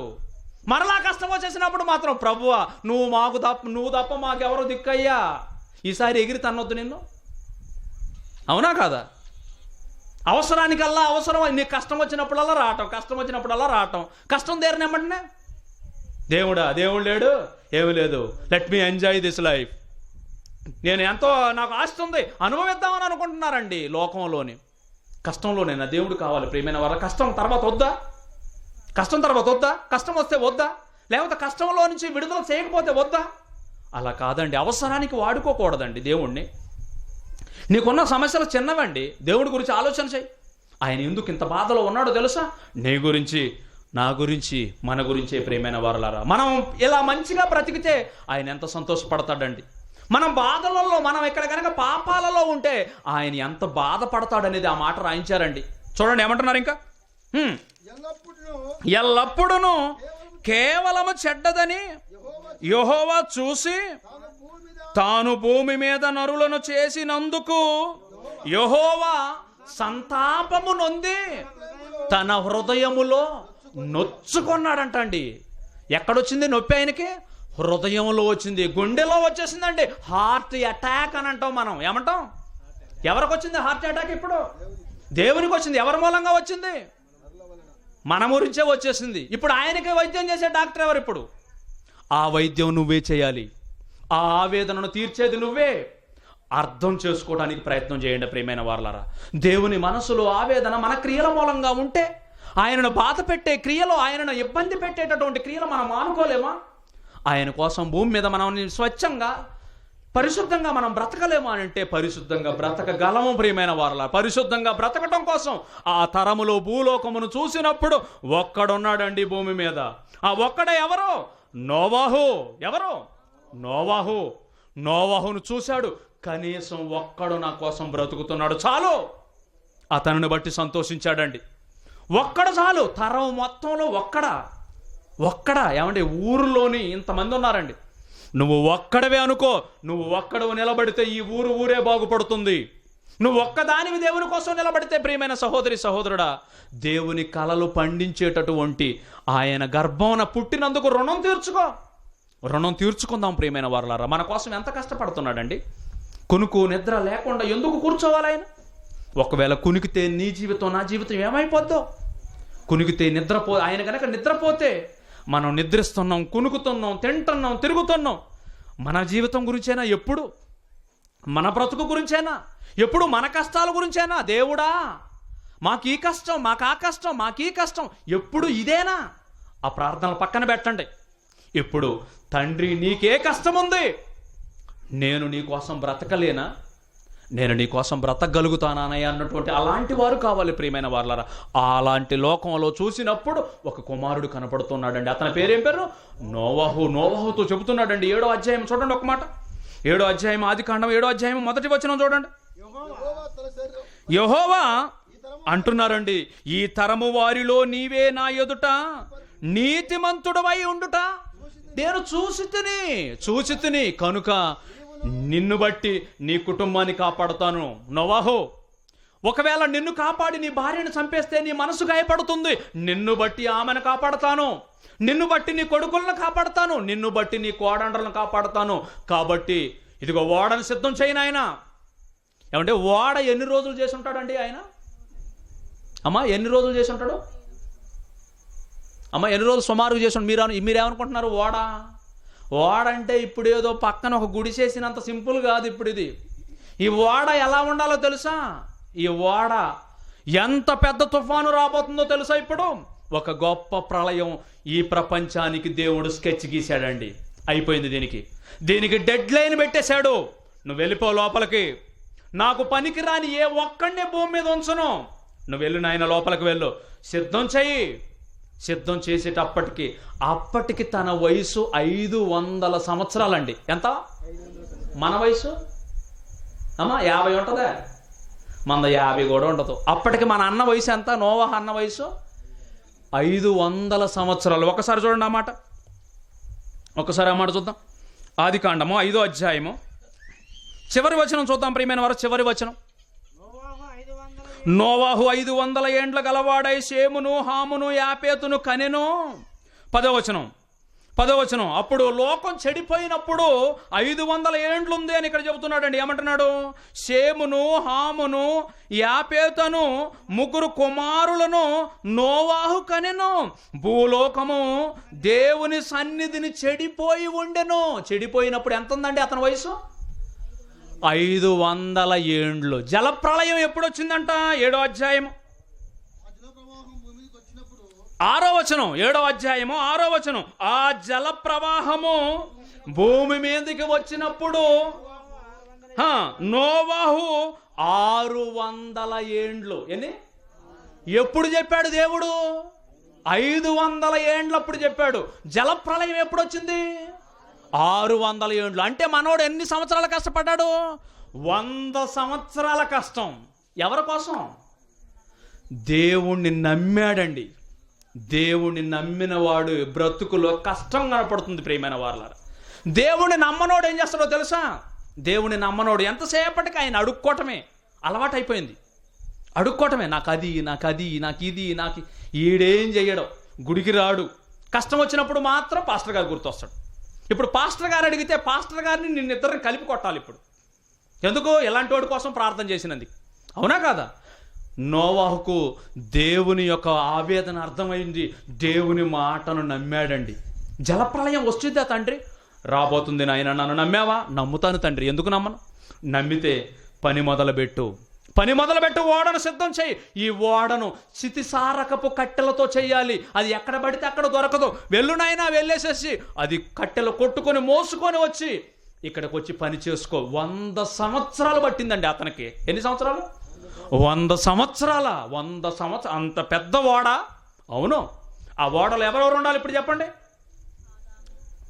ఆ ఓడలో ఎవరు ఉండాలి? ఆదామావాళ్ళు అప్పటికే పోయారు. నోవహు, అతని భార్య, తర్వాత కొడుకులు, కోడండ్రు 8 మంది. 8 మందితో పాటు ఇంకెవరైనా ఉంటున్నారా? పక్షులు, సృష్టిలో ఉన్న జంతువులు. ఆ జంతువులలో ఒక ఏనుగు ఏమన్నా సరే ఒక ఇడ్లీ తిన్నట్టు తింటుందే కొంచెం గడ్డి. సంవత్సరం 10 రోజులు ఉన్నారండి. ఎన్ని రోజులు ఉన్నారు తెలుసా వాడలో? 1 year 10 days. సంవత్సరం 10 దినాలు ఉన్నారు. మీరు చదవండి, నేనే అన్ని చూపిస్తే మీరేం తెలుసుకుంటారు? మీరు చదవాలి బైబిల్. 1 సంవత్సరం 10 దినాలు, 1 సంవత్సరం 10 దినాలు ఉన్నారండి ఓడలోని. 1 సంవత్సరం 10 దినాలకు అవసరమైన ఫుడ్ కావాలా వద్దా? ఎవరెవరికి కావాలి? పక్షులకు కావాలి, జంతువులకు కావాలి, మనుషులకు కావాలి. ఎన్నిటికీ సృష్టిలోని 84 లక్షల జీవరాశులుంటే ప్రతి జీవరాశులలో 2 జతలుగా లోపలికి వచ్చేసినాయి. మేమేమి తెచ్చుకోలేను ఆయన క్యారేజీ, మేమేం క్యారేజీ తెచ్చుకోలే. నోవాహు మాకేమైనా చేసావా లేదా? అది అక్కడ ఉంది, తినండి. వాటికి సిద్ధం చేయాలి ఆహారం, ఇటు ఓడను సిద్ధం చేయాలి. ఇలా చేయడానికి మనవాడికి పట్టినటువంటి కాలం 100 ఏండ్లు. ప్రియమైన వార్ల, 100 ఏండ్లు అంటే తన బ్రతుకులో ఎందుకండి అంత కష్టపడాలి? దేవుని బాధ అర్థమైన ప్రతి వ్యక్తి బ్రతుకులో దేవుని కోసం పని చేయాలి, దేవుని కోసం ఏదో చేయాలన్న తపన ఉంటుందండి. దేవుని మీరు నమ్మారా ప్రియమైన వార్లారా? నమ్మిన తర్వాత ఏమైనా చేస్తున్నారా? ఎందుకు చేయట్లేదండి? కానుకేస్తున్నాం, రూపాయి కానుకేస్తున్నాము, తర్వాత వచ్చేసరికి ఆశీర్వాదం తీసుకుంటున్నాము, పాటలు పాడుతున్నాం, చప్పట్లు కొడుతున్నాం, చేతులు ఎర్రగైనాయి చూడండి, ఎర్రగైపోయినాయండి. ఇంకా మాకు అంటే ఇంకెవరండి భక్తులు అని అనుకుంటున్నానండి. అలా చేయటం కాదు ప్రియమైన వారు, పరిశుద్ధంగా బ్రతకాలి ప్రియమైన వారులారా. మనం దేవుడు ఆవేదనలో ఉన్నాడండి. ఆయన ఆవేదన అర్థం చేసుకున్న వాడిగా నోవాహు 100 సంవత్సరాల కష్టంగా తన జీవితంలో 100 సంవత్సరాల కష్టాన్ని తన బ్రతుకులో ఆయన చేశాడు. దేవునికి కనీసం ఓదార్పును కలిగించాడు ప్రియమైన వారులారా. దేవుడు ఇంకా భూమి మీద ఆ తర్వాత వచ్చిన మనుషులు కూడా భూమి మీద అలా పాడైపోతూనే ఉంటే దేవుడు అత్యున్నత సింహాసనం మీద కూర్చొని ఆయన ఎంత బాధపడుతున్నాడో మరొక మాట చూడండి. యెషయా గ్రంథము 6వ అధ్యాయం, యెషయా గ్రంథము 6వ అధ్యాయము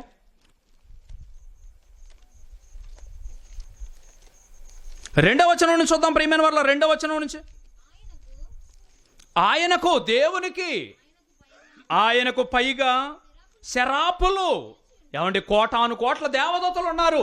ఆ శరాపులు దేవదూతలలో గొప్పవారు. ఆ శరాపులు నిలిచి ఉండిరి. ఒక్కొక్కరికి 6 రెక్కలు ఉండెను. ప్రతివాడు 2 రెక్కలతో తన ముఖమును 2 తన కాళ్లను కప్పుకొనుచు 2 ఎగురుచూ ఉన్నాడు. 6 రెక్కలు ఉన్నాయి, 2 ఏం చేశాడు? కాళ్ళను కప్పుకున్నాడు, 2 ముఖాన్ని కప్పుకున్నాడు, 2 ఎగురుతూ ఉన్నాడు. ఎందుకు కాళ్ళు కప్పుకోవాలి? వాళ్ళు సేవకులు. దేవదూతలు ఎవరనుకున్నారు? సేవకులు. యజమానుడు గనక వచ్చేటప్పుడు ఆటోమేటిక్గా పనివాడు ఏం చేస్తాడు? లుంగి ఇలా ఎత్తి కట్టి, ఏం సార్ బాగున్నారా అని అంటాడా? కాళ్ళు ఎరగొట్టడం. అప్పుడు ఏం చేయాలి? లుంగి కిందికి దించి కాళ్ళు కనపడకుండా నమస్కారం అండి బాగున్నారా అనాలా వద్దా? లోకాలను ఏలిన చక్రవర్తి ముందు దేవదూతలు సేవకులు. ఆ సేవకులు కాళ్ళు కనపడితే కాళ్ళు తెగ నరుగుతాడేమో కప్పేసుకున్నారండి. ముఖాన్ని చూసే ధైర్యం లేదు, అవి కప్పేసుకున్నారు. 2 రెక్కలతో ఎగురుతూ ఏమంటున్నారు వాళ్ళు? పరిశుద్ధుడు, పరిశుద్ధుడు, పరిశుద్ధుడు అని ఏమంటున్నారండి వాళ్ళు? సైన్యములకు అధిపతియగు యెహోవా పరిశుద్ధుడు, పరిశుద్ధుడు, పరిశుద్ధుడు. ఏమండి? సర్వలోకము ఆయన మహిమతో నిండి ఉన్నదని గొప్ప స్వరముతో ఎవరు పాడుతున్నారు? శరాపులు. దేవదూతల్లో గొప్పవారు పాడుతున్నారండి. మీరు పాడతారా? ఏమో మీరు పాడతారుగా, పరిశుద్ధుడు, పరిశుద్ధుడు, పరిశుద్ధుడు, పరిశుద్ధుడు. ఎన్ని రోజులు పాడతారు మీరు? 4 పాటలు పాడితే లీటర్ నీళ్లు కావాలి నీకు. వీళ్ళు ఎప్పటి నుంచి మానక రాత్రింబగల్లో ఇలా ఇదే డ్యూటీ. ఎవరి దగ్గర? పరలోకపు తండ్రి సన్నిధిలో గొప్ప స్వరముతో వాళ్ళు పాడే పాటలకి ఎలా ఉందో తెలుసా? పరలోకం గొప్ప స్వరముతో గాన ప్రతిగానములు చేయుచూ ఉండిరి. వారి కంఠస్వరము వలన పరలోకపు గడప కమ్ముల పునాదులు అదురిపోతున్నాయి అంటండి. అబ్బో, ఎంత మంచి చక్కని పాటలో! పరలోకంలో ఉన్నటువంటి గడప కమ్ముల పునాదులు అదురుతూ ఉన్నాయంటే ఎంత మంచి చక్కని గీతాలు పాడుతూ ఉంటే దేవుడు ఏం చేయాలండి? అప్పుడు అలా సింహాసనం మీద అలా కూర్చొని తల అలా అణించుకొని హ్యాపీగా రిలాక్స్ అవ్వాలండి. అవునా కాదు? ఏమన్నా రిలాక్స్ అవ్వాలా వద్దా? కానీ ఈయన ఏమంటున్నాడు తెలుసా? 8వ వచనం చూడండి ప్రియమైన వారు. 8వ వచనం, అప్పుడు దేవుడు అంటున్నాడండి, నేను ఎవరిని పంపేదను? నా కోసం ఎవరు వెళతారు? భూమి మీదకి నా బిడ్డలు పాడైపోతూ ఉన్నారు. ఆ బిడ్డలు పాడైపోతూ ఉంటే లోకాలను ఏలే చక్రవర్తి ఎలా ఎలా సంతోషంగా ఉండగలడండి చెప్పండి? మనం ఇక్కడ పాపిష్టి పనుల్లో మనం బ్రతుకుతూ ఉంటే దేవుడు అదృశ్యుడు. ఆయన మహా ఆవేదనతో లోకాలను ఏలే చక్రవర్తి అత్యున్నత సింహాసనం మీద కూర్చొని ఆవేదన పడుతున్నాడు. ప్రియమైన వారలారా, ఆ ఆవేదన అర్థం చేసుకున్న వారిలో ఎందరో భక్తులు ఈ లోకానికి వచ్చారండి. ఎందరో భక్తులు ఈ లోకానికి వచ్చారు. ఒక శద్రకు, ఒక మేషాకు, ఒక అబేద్నెగోలు ఆయన నమ్మారు. ఎక్కడికి వెళ్ళిపోయారు? అగ్నిగుండంలోనికి వెళ్ళిపోయారు. రాజా, నీ మాట కోసం, నీ మాటను మాత్రం లెక్క చేయము, ఈ బొమ్మకు నమస్కారం చేయము. అగ్నిగుండంలోనికి వెళ్ళి మా దేవునికి ఇష్టమైనటువంటి పని మాత్రమే చేస్తాము, మా దేవునికి ఇష్టం లేని పని ఎన్నటికీ చేయము. చచ్చిపోవడానికి సిద్ధమైపోయారండి వాళ్ళు. ఎవరు? శద్రకు, మేషాకు, అబేద్నెగోలు. ఎందుకు? ఒక బొమ్మకు నమస్కారం చేయండి రా, నమస్కారం చేయకపోతే అగ్నిగుండంలో దించుతానంటే దించినా పర్వాలేదు, మేము సజీవంగా కాలిపోయినా పర్వాలేదు, మా తండ్రి మాత్రం మమ్మును బట్టి సంతోషంగా ఉండాలి అని అనుకుంటున్నారండి. దేవుని ఆవేదన తీర్చడానికి ప్రయత్నం చేస్తున్నారండి. ప్రార్థన చేస్తే సింహాల బోనులో వేస్తానని అన్నాడు రాజు. ఎవరు వెళ్ళారు సింహాల బోనులోనికి? దానియేలు వెళ్ళిపోయాడండి. సింహాలు తింటాయా తినవా? ఆయన తినలేదు. ఎందుకో తెలుసా? మనం లోపలికి వెళ్ళిపోతే పప్పు చేసేయో, పకోడీలు తిన్నట్టు తినవు. ఎందుకు? దానియేలు కంటే మంది చాలా గొప్ప విశ్వాసం. అంత గొప్ప విశ్వాసులు అసలు ఎక్కడైనా ఉంటారా? చూసారా? మనం విశ్వాసులమే. విశ్వాసం అనేది క్రియలలో చూపించాలి ప్రియమైన వారలారా. క్రియలు నమ్మారు, బాగుంది. నమ్మినట్టుగా దేవుని కోసం ఏం చేయలేవను? అంత చేతగానే వాళ్ళ మీరు చేయగలరండి. పరిశుద్ధంగా మీరు బ్రతకగలరు. దేవుని కోసం మీరు పరిశుద్ధంగా పాపాన్ని ప్రక్కన పెట్టగలిగిన వారు. మనం దేవుని ఆత్మను కలిగిన వారం ప్రియమైన వారలారా. దేవుని కోసం మనం బ్రతకగలుగుతామండి. అలా ఎందరో ఈ భూమి మీదకి ఎందరో ప్రవక్తలు తమ ప్రాణాలను కూడా సైతం సిద్ధంగా, ఆ ప్రాణాలను కూడా అర్పించి, తమ రక్తాన్ని చిందించి, ఒక మహానుభావుడు ఈ లోకానికి రాబోతున్నాడు. పాపంలో మగ్గిపోయినటువంటి ఈ ప్రపంచ మానవాళి చీకటి బ్రతుకులలో వెలుగులను నింపే ఒక నీతి సూర్యుడు రాబోతున్నాడు. అందరూ ఆయన యందు ఎదురు చూడండి. ఆయన కోసం ఎదురు చూడండి. ఆయనకు స్వాగతం పలకండి, ఆయన చెప్పిన మాటలు వినండి, ఆయనకు లోబడండి అని అన్నారు. అలా కోటాను కోట్ల సంవత్సరాల నిరీక్షణలో భూమి మీద ఉన్నటువంటి మనుషులు పాపంలో బ్రతుకుతూ ఉంటే, ఒకవైపు పాపాన్ని కడుగుతూ ఆ పాపాన్ని దూరం చేయాలి అంటే దేవుని మనసులో ఉన్న ఆవేదనను అర్థం చేసుకున్న వాడిగా మనందరికీ చెప్పడం కోసం యేసుక్రీస్తు అనేటటువంటి ఒక మహానుభావుడు ఈ లోకానికి వచ్చాడండి. యేసుక్రీస్తు అనే మహానుభావుడు ఈ లోకానికి వచ్చాడు ప్రియమైన వారలారా. అలా లోకానికి వచ్చినటువంటి ఆ మహానుభావుడు ఈ లోకానికి వచ్చి మనలాంటి రక్త మాంసములు కలిగిన శరీరంతో వచ్చాడండి. మనలాంటి రక్త మాంసములు కలిగిన శరీరధారిగా వచ్చాడు. మీ అందరికీ తెలుసు. డిసెంబర్ 25 అనంగంలోనే మీరు ఏం చేస్తారు? డిసెంబర్ 25 అనంగంలోనే మీకు గుర్తొచ్చేది ఏంటో తెలుసా? ఏంటది? కొత్త డ్రెస్సులు అని చెప్పాలి. క్రిస్మస్ అంటారే, ఏంటది వచ్చేది మీకు? కొత్త డ్రెస్సుల కోసమే ఈ పండగ. కానీ ఆ పండగ రోజున ఆయనకు అవమానం జరిగిందని నీకు తెలుసా? పుట్టిన రోజున ఆయన శరీరధారిగా ఈ భూమి మీద ఉదయించిన క్షణాన ఆయనకు అవమానం జరిగింది. ఇదిగో కన్య ద్వారా ఈ లోకానికి ఒక మహానుభావుడు వస్తాడు. బెత్లెహేమ్ అనే పురంలో పుడతాడు. మీరందరూ ఎదురు చూడండి అని దేవుడు ప్రవక్తల ద్వారా కొన్ని వందల వేల సంవత్సరాలకు పూర్వం ఎన్నో ప్రవచనాలు రాస్తే అందరూ స్వాగతం పలకాలా వద్దండి? ఏమండి, ఈ ఊరికి ఎమ్మెల్యే గారు వస్తున్నారు అనుకోండి, ఇల్లు పట్టా ఇవ్వటం కోసం. దేనికి? ఆయన ఒట్టుకొస్తే మళ్ళీ మీరు రారు. ఇల్లు పట్టా ఇవ్వడానికి వస్తున్నారు అనుకోండి, మీరు అందరూ ఏం చేస్తారమ్మా? అప్పుడు అందరూ లైన్లోని ఆ సైడ్ కాలువలన్నీ శుభ్రంగా చేసి అక్కడంతా కూడా ఏం చేస్తారు? అక్కడ ఒకరు కొడతారుగా బ్లీచింగ్. ఎందుకు? మన కంపు అయ్యగారికి తగలకూడదని. అదంతా శుభ్రం చేసి పూలగుచ్చాలు, తర్వాత బ్యాండ్ మేళాలు ఎన్నిటితో వెల్కమ్ చెబుతారండి. వచ్చిన వాడు ఎమ్మెల్యే కాదు, ఇప్పుడు వచ్చినవాడు ఎంపీ కాదు, వచ్చినవాడు ఒక దేశానికి అధిపతి కాదు, సర్వలోకాలకు అధిపతి దేవుని అద్వితీయ కుమారుడు యేసుక్రీస్తు ప్రభుల వారు. వచ్చిన మొదటి రోజున ఆయనకి ఏమన్నా చోటు దొరికిందమ్మా? ఎక్కడ దొరికింది? పశువుల తొట్టిలో.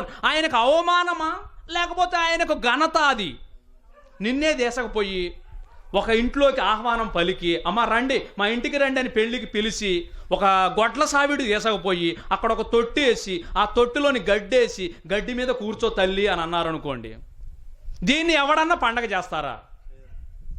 మరి యేసు ప్రభుకి ఎందుకంటే మీరు పండగ చేస్తున్నారు? ఆయన అవమానిస్తున్నారా? అవమానించటం లేదా? ఆయన ఎప్పుడైనా ఆయన చేసుకున్నాడా లేకపోతే మిమ్మల్ని చేయమని చెప్పాడా?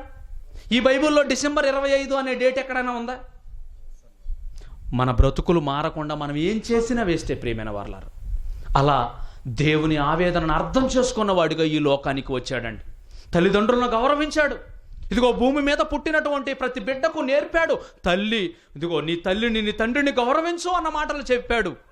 30 సంవత్సరాల ప్రాయంలో, యవ్వన ప్రాయంలో పెళ్లి చేసుకొని పిల్లలను కానీ ఏదో ఈ లోకంలోని ఒక ఇల్లు కట్టుకొని ఒక కారు వేసుకొని సరదాగా తిరుగుదాం అని అనుకోలేదండి.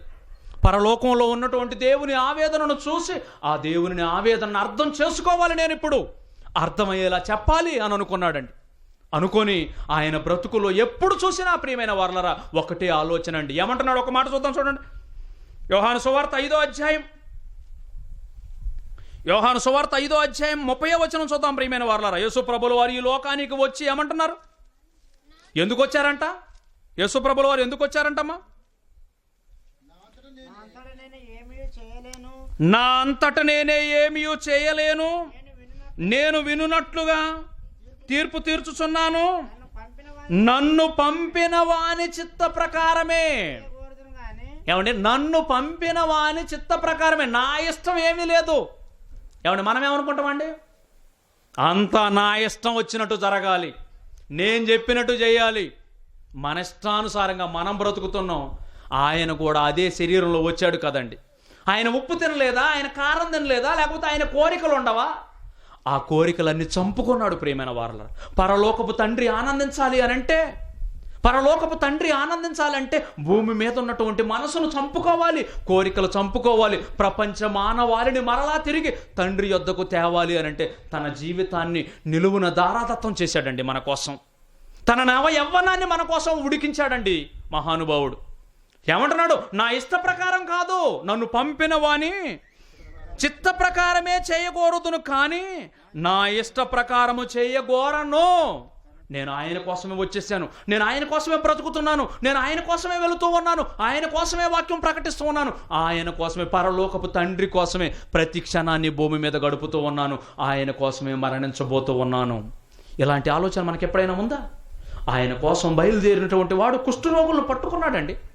కుష్ఠరోగులను పట్టుకున్నాడు. ఎంతోమంది రోగంలో ఉన్నవారిని స్వస్థపరిచాడు. అమ్మా, ఈ రోగంలో చచ్చిపోయినా పర్వాలేదేమో, కానీ పాపంతో చచ్చిపోకూడదమ్మా. రోగం అనేది ఈరోజు కాకపోతే రేపు. ఏమంటే, ముక్కు ఉందండి, ముక్కు ఉన్నంతసేపు దీనికి జలుబు వస్తూనే ఉంటుందా? జలుబు వస్తుంది కదా అని ముక్కు కట్ చేస్తామా? చెయ్యం. ఈ కడుపు ఉంది, కడుపు ఉన్నంత వరకు ఏదో టైంలో చెత్తా చెదారం ఆలోచించకుండా లోపలేసేసిను, అది అరక్క ట్యాబ్లెట్లు వేసుకొని తిరుగుతుంది. అది ఖచ్చితంగా వచ్చింది. ఈ శరీరం ఉన్నంతసేపు దీనికి రోగాలు వస్తూనేమంటుంటే, ఈ రోగాల కోసమే దేవుడి దగ్గరకు వస్తున్నారండి చాలామంది. బాధాకరం అది. ఓకే, నువ్వు రోగం వచ్చినప్పుడు ఓకే, కానీ పాపం గురించి ఏమన్నా ప్లాన్ ఉందా? నేను అసలు పాపాత్మురాలను కాదండి, నిజంగా నేను చాలా మంచిదాన్ని అని ఎవడు కూడా సర్టిఫికెట్ ఇచ్చేసుకుంటున్నారండి. మేము చాలా మంచోళ్ళం అండి, మాకెందుకండి యేసు రక్తం అనేవాళ్ళు కొంతమంది. యేసు రక్తంలో కడగబడినటువంటి వాళ్ళు ఏంటో తెలుసా? ఎవరికి వాళ్ళే. ఆమె మంచి విశ్వాసురాలు, ఇతను గొప్ప విశ్వాసి అని మనం సర్టిఫికెట్లు ఇచ్చుకోవటమేనా? ఆయన సర్టిఫికెట్ ఏమైనా అడిగేది ఉందా? ఆయన గురించి అడగాలి ప్రియమైన వారలారా. ఈ లోకంలో భూమి మీద బ్రతుకుతూ ఉన్నప్పుడు ఒక పాపి గనక మారితే దేవుడు తన మనసులో కోరికను నువ్వు ఆవేదన తీర్చాలనుకుంటున్నావా ప్రియమైన సహోదరి సహోదరుడా? 99 నీతిమంతుల విషయంలో కలిగే సంతోషం కంటే ఒక్క పాపి మారితే పరలోకంలో దోతలతో కూడా సంతోషిస్తాను అని అన్నాడండి మన కన్న తండ్రి. మేము ఆశతోనే వచ్చేసామండి బెంగళూరు నుండి. మేము ఆశతోనే ఇక్కడికి వచ్చాం. ఒక్కళ్ళైనా మారరా? ఒక్కళ్ళైనా మేము మార్చలేమా? మనం ప్రయత్నం చేద్దాం. అభివృద్ధి చెందించేది దేవుడే కదా అని అనుకున్నాం ప్రియమైన వాళ్ళ. మాకు పిల్లలు ఉన్నారండి, మాకు భార్య ఉందండి, మాకు ఉద్యోగాలు ఉన్నాయి. మేము హ్యాపీగా తిని మేము మీలాగా ఇంట్లో కూర్చోవచ్చు. బాప్తిసం తీసుకున్న తర్వాత నీళ్ళల్లో మునిగి బట్టలు తుడుచుకొని బయటికి వచ్చేసి మేము రక్షణలోకి వచ్చామంటే కుదరదు. నమ్మిన తర్వాత ఏదో ఒకటి చేయాలి కదా. మేము ఇంట్లో హ్యాపీగా మాకు కుటుంబాలు లేవా? లేకపోతే అక్కడ ఉండలేమా? యేసుక్రీస్తు ప్రభుల వారు మహాలోకం నుండి ఈ లోకానికి ఎందుకు వచ్చాడు? ఎందుకు ఈ లోకంలో ఒక దిక్కులేని వాడిగా, ఒక అనాథగా, ఎవరూ లేని వారిగా అందరిని విడిచిపెట్టి ఎందుకు సమాజంలో తిరుగుతూ ఉన్నాడు? ఎప్పుడైనా ఆలోచించారా మీరు? ఎప్పుడు తిన్నాడో ఎప్పుడు తినలేదో ఆకలి దప్పులు మరిచిపోయి ఒంటరిగా ఎందుకండి? ఒంటరి ప్రయాణం. ఆయన ఎంతో మందిని చేరదీశాడు, ఎంతో మంది మీద కనికరపడ్డాడు, ఎంతో మంది మీద జాలి చూపించాడు. ఎన్నో అమూల్యమైన సంగతులు. అమ్మా, ఈ లోకానికి వచ్చి పాపంలో మునిగిపోయారు మీరు ఎవరనుకున్నారు? సాక్షాత్తు పరలోకపు తండ్రి బిడ్డలమ్మా మీరు, పరిశుద్ధుడైనటువంటి ఆ దేవుని బిడ్డలమ్మా మీరు. ఆ బిడ్డలుగా ఇక్కడికి వచ్చి ఇలా చెడిపోకూడదు, మనం బ్రతకాలి అని అనేక మందికి చెప్పాడు ప్రియమైన వారలారా. తన బ్రతుకులో కని విని ఎరుగని రీతిలో ఎన్నో అమూల్యమైన సంగతులు చెప్పాడు. తనను హింసిస్తున్న వారి కొరకు ప్రార్థన చేశాడు. తనను గాయపరిచే వారిని కూడా చూసి ప్రేమించాడు. ఎంతో మంది తన అమ్ముతున్న వాడి కాళ్ళు కడిగాడండి. ఇస్కరియోతు యోధ కాళ్ళు కడిగాడా కడగలేదా? అమ్మేవాడు అన్న సంగతి ప్రభువుకు తెలుసా తెలియదా? తెలుసు ప్రియమైన వారు. తెలిసినా కూడా కాళ్ళు పట్టుకున్నాడండి. నువ్వు మారరా బాబు, నువ్వు మారు, నేను నీకోసం ప్రాణం పెట్టడానికి వచ్చేసాను, నా రక్తం నీ పాపాలను కడగాలి. ఈ లోకంలో ధనం అనేది కానీ, ఈ లోకంలో అందం అనేది కానీ, ఈ లోకంలో ఆస్తి కానీ, ఈ లోకంలో ఏది నిన్ను రక్షించలేదు. అందుకోసమే దేవుడు నన్ను నిర్ణయించి జగత్తు పునాది ముందు నన్ను నిర్ణయించాడు. మీ పాపాలకు బలిగా ఈ లోకానికి వచ్చాడు అని అన్నాడు. ఎంతగానో ప్రేమించాడు. తన జీవితాన్ని సిలువలోని బలియాగంగా అర్పించాడు. ప్రియమైన వారలారా, ఆయన బలియాగాన్ని ఒక పాట ద్వారా చూద్దామండి. ఒక పాట ద్వారా చూద్దాం.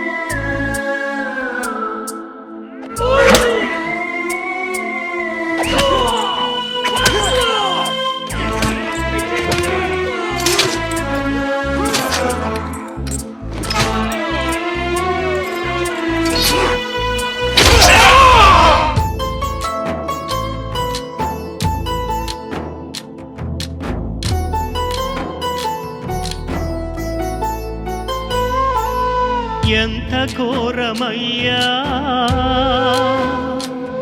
నీ సిలువ త్యాగము,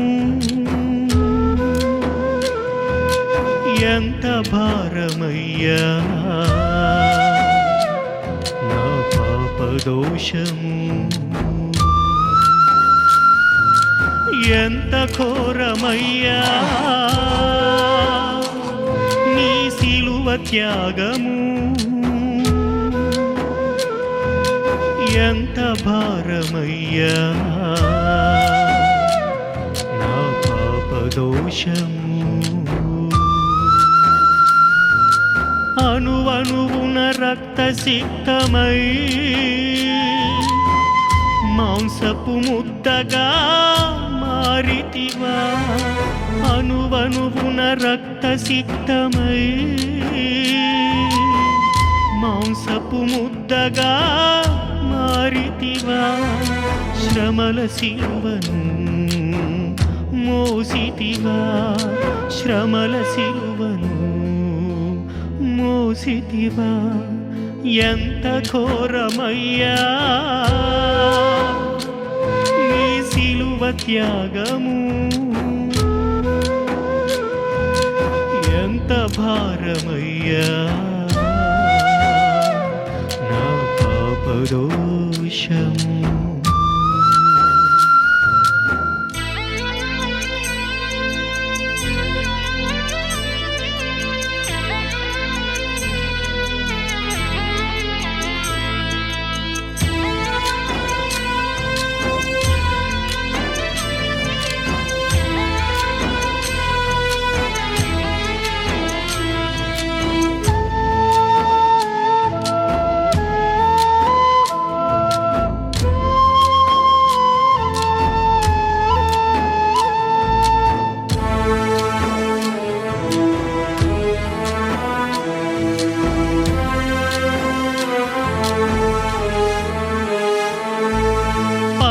తండ్రి చిత్తము నెరవేర్చుట కొరకు పరము వీడి భువిపై కరుదించినవయ్యా, దేవునివై ఉండి మనుషుల చేత చిత్రహింస పడినావయా,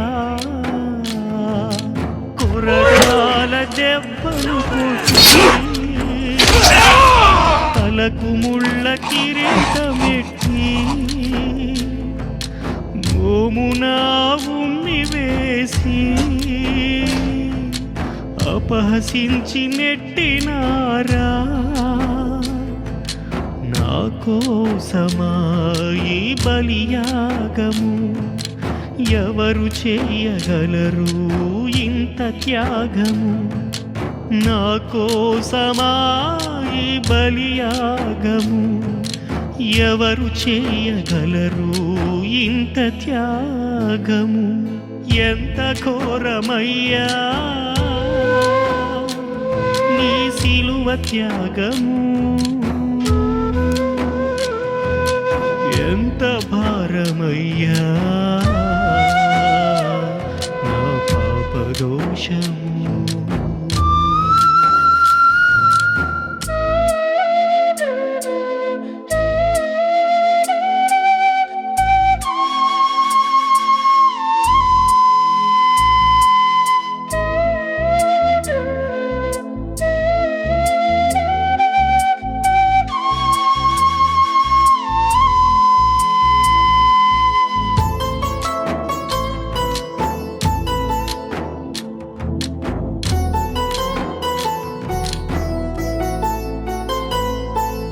వతకు తేబడిన గొర్రె పిల్లవోలే నిన్ను నీవే అర్పించుకుంటివే, భారమైన ఆ సిలువను కలువరి వరకు నీ భుజమున పెట్టుకొని మోసితివే, కాళ్ళ చేతులలో మేకులు నేలపై రక్తధారలు, చేదు చిరక త్రాగనిచ్చెను, ప్రక్కలో పల్లెముతో పొడిచెను,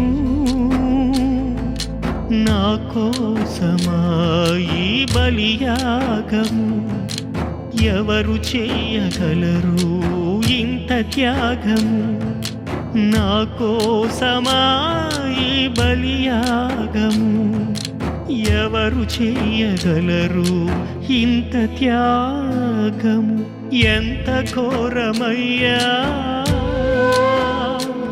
నీ సిలువ త్యాగము, ఎంత భారమయ్యా నా పాపదోషము.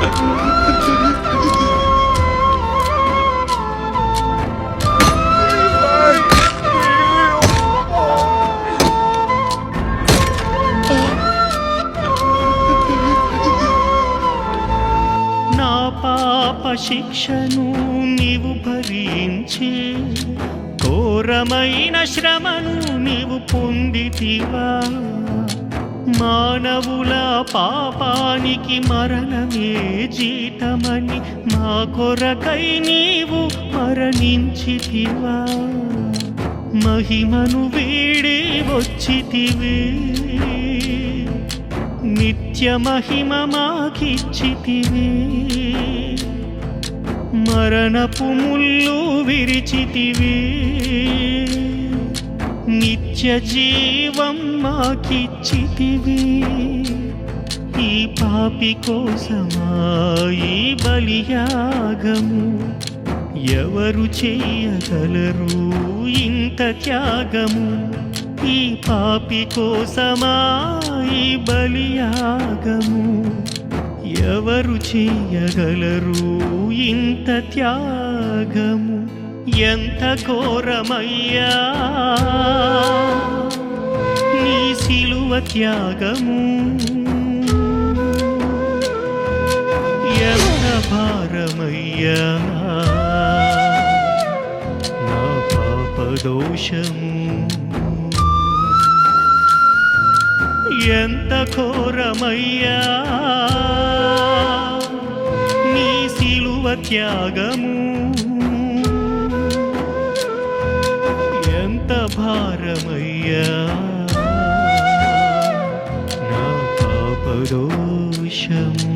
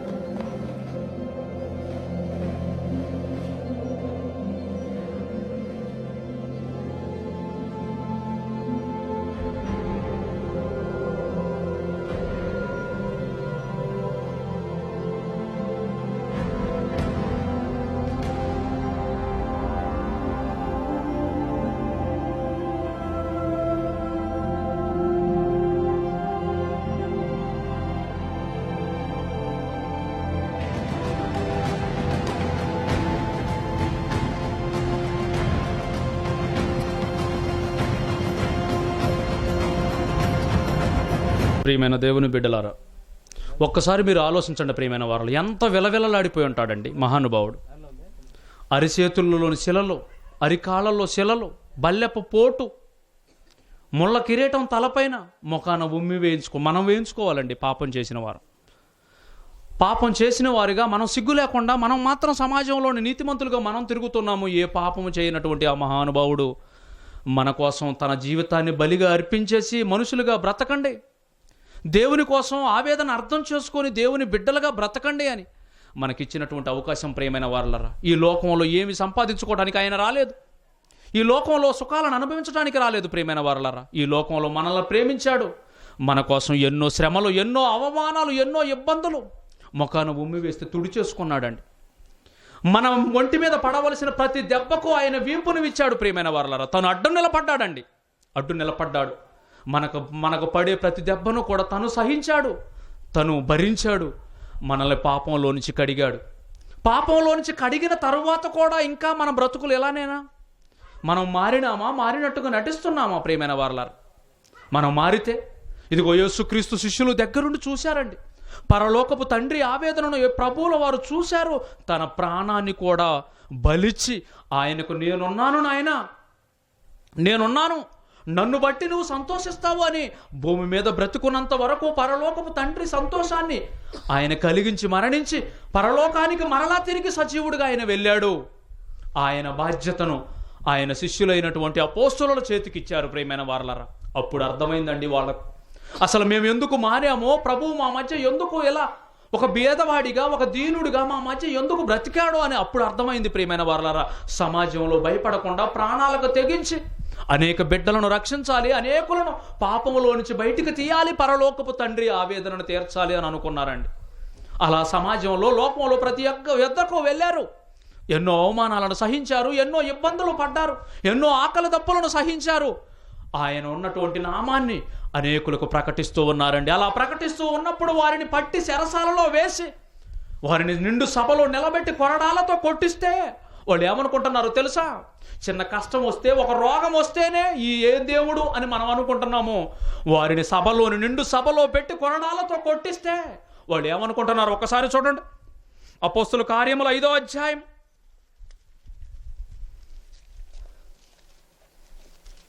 అపోస్తుల కార్యములు 5వ అధ్యాయం చివరి వచనం చూద్దాం ప్రియమైన వారు. చివరి వచనం అపోస్తుల కార్యములు 5వ అధ్యాయము చివరి వచనం అండి. ప్రతిదినము దేవాలయంలోను ఇంటింటను మానక బోధించుచు ఉమ్, యేసే క్రీస్తుని ప్రకటించుచుండిరి. ఉమ్.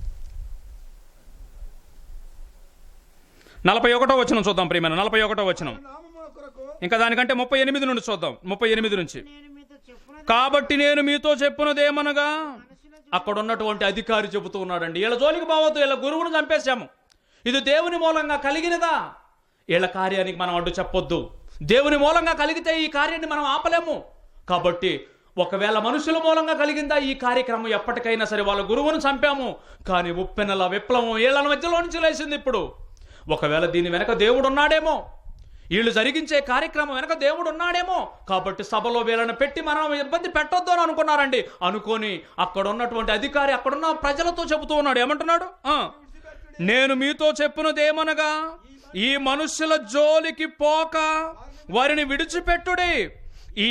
ఈ ఆలోచన అయినను ఈ కార్యమైనను మనుషుల వలన కలిగినదాయన, అది ఎప్పటికైనా వ్యర్థమైపోతుంది. కానీ ఒకవేళ దేవుని వలన కలిగినదా, మీరు వారిని వ్యర్థపరచలేరు. పైగా మీరు ఒకవేళ దేవునితో పోరాడు వారు అవుదురేమో సుమి. జాగ్రత్తగా ఉండండి అని అనుకున్నారండి. అప్పుడు వాళ్ళు ఏం చేశారు చెప్పండి, వారు అతని మాటకు సమ్మతించి అపోస్తులను, ప్రభు శిష్యులనండి, క్రైస్తవులుగా మారినటువంటి క్రీస్తు అనుచరులు. మనం క్రీస్తు అనుచరులమే ప్రియమైన వారలారా. మనం ఎక్కడైనా సరే ఈ శ్రమలు ఉన్నాయా, ఈ ఇబ్బందులు ఉన్నాయా అని అంటే మనకు మాత్రం ఏ శ్రమలు లేవు, ఏ కష్టాలు లేవు. మనం మాత్రం హ్యాపీగా తింటున్నాం, హ్యాపీగా సంఘానికి వెళ్తున్నాం. ఏదో సంఘానికి వెళ్ళాములే అని చెప్పేసి ఆదివారం 1 గంట సేపు చర్చిలో ఉండి, సంఘంలో ఉండి ఇంటికి వచ్చి తృప్తిగా పడుకుంటున్నాం. దేవుడు అంత ఆవేదనతో ఉంటే మనం నిద్రించాల్సిన సమయం కాదండి ఇది. ఏ త్యాగం లేకుండా నీకు పరలోకం ఒట్టిగానే వచ్చింది ఆలోచించు. ఒక్కసారి బాప్తిస్మం తీసుకున్న వెంటనే పరలోకం ఇస్తాడా? ఇంకేమి చేయొద్దా? బాప్తిస్మం అనేది రక్షణలోనికి వచ్చిన తర్వాత మొట్టమొదటి మెట్టండి. స్కూల్లోకి చేర్పించావు, 1వ తరగతిలో చేరవగానే వాడు MBBS డాక్టర్ అయిపోతాడా? వాడు ఎన్ని సంవత్సరాలు చదవాలి, ఎన్ని త్యాగాలు చేయాలి? బాప్తిస్మం అనేది ప్రారంభం. క్రైస్తవ్యంలోనికి వచ్చిన వారికి అది ప్రారంభం. అంతము వరకు సహించిన వాడు, నా నామము నిమిత్తము మీకు అనేక శ్రమలు వస్తాయి, అంతము వరకు, నీ ప్రాణము పోయేంత వరకు, తుది శ్వాస విడిచే వరకు, లేక ప్రభు ఈ లోకానికి వచ్చేంత వరకు, ఎవరైతే అంతము వరకు ఈ శ్రమలలో నన్ను సహించి నా నామము నిమిత్తము నిలబడతారో వారు రక్షింపబడతారు అని అన్నారండి. ఆయన నమ్మిన వారిగా, ఆయన బిడ్డలైనటువంటి, దేవుని బిడ్డలైనటువంటి అపోస్తులకు ఇప్పుడు శ్రమలు, యేసు ప్రభులు వారు చెప్పిన శ్రమలు వచ్చేసాయండి. సభలో నుంచి వాళ్ళందరూ కూడా ఒక నిర్ణయం తీసుకున్నారు. ఇప్పుడు కొరడాలతో కొట్టిస్తున్నారు. చూడండి ఆ మాట. వారు అతని మాటకు సమ్మతించి అపోస్తులను పిలిపించి కొట్టించి ఏమండి, మిమ్మల్ని కొడితే అసలు ఎవడన్నా గుడికి వస్తాడా? ఎవడు గుడికి రాడు అసలు. ఒకళ్ళు కనుక చెంప మీద పెట్టి పెళ్ళను కొడితే, యేసుక్రీస్తుని నమ్మితే నువ్వు మాత్రం నిన్ను చంపేస్తాని ఒకవేళ బెదిరించి చెంప మీద కొడితే, ఆ యేసు వద్దు, ఈ చెంప దెబ్బలో వద్దు, అది మన విశ్వాసం. కానీ అలా కొట్టిస్తే వీళ్ళు ఏమనుకుంటున్నారో తెలుసా? కొట్టించి యేసు నామమును బట్టి బోధింపకూడదని ఆజ్ఞాపించి వారిని విడుదల చేసిరి. ఆ నామము కొరకు, క్రీస్తు నామము కొరకు అవమానము పొందుటకు పాత్రులని ఎంచబడినందున వారు సంతోషించుచు, దెబ్బలు తిని సంతోషంతో వెళుతూ ఉన్నారండి. సంతోషంతో వెళుతున్నారు ప్రియమైన వారలారా. మనలాంటి ఒకప్పుడు పాపాత్ముడుగా ఉన్నటువంటి పౌలు గారు మారారండి. మీ అందరికీ తెలుసు, సౌలుగా ఉన్నప్పుడు సంఘాన్ని హింసించాడు, సంఘంలో ఉన్న వారికి అనేక శ్రమలు కలిగించేశాడు. పాపాత్ముడుగా ఉన్న తన బ్రతుకులోకి క్రీస్తు ప్రవేశించాడు. యేసుక్రీస్తును తెలుసుకున్న తర్వాత, యేసుక్రీస్తుని నమ్మి బాప్తిస్మము పొందిన తర్వాత తన బ్రతుకులో ఎన్ని శ్రమలు, ఎన్ని ఇబ్బందులు, ఎన్ని కష్టాలు, ఎన్ని కడగండ్లండి. ఆయన అంటున్నాడు, గలతీ పత్రిక 1వ అధ్యాయం 10వ వచనం చూడండి. గలతీ పత్రిక 1వ అధ్యాయము 10వ వచనం ఏమంటున్నాడు? క్రీస్తులోనికి వచ్చిన ప్రతి ఒక్కడికి ఉండవలసినటువంటి ఆలోచన అండి.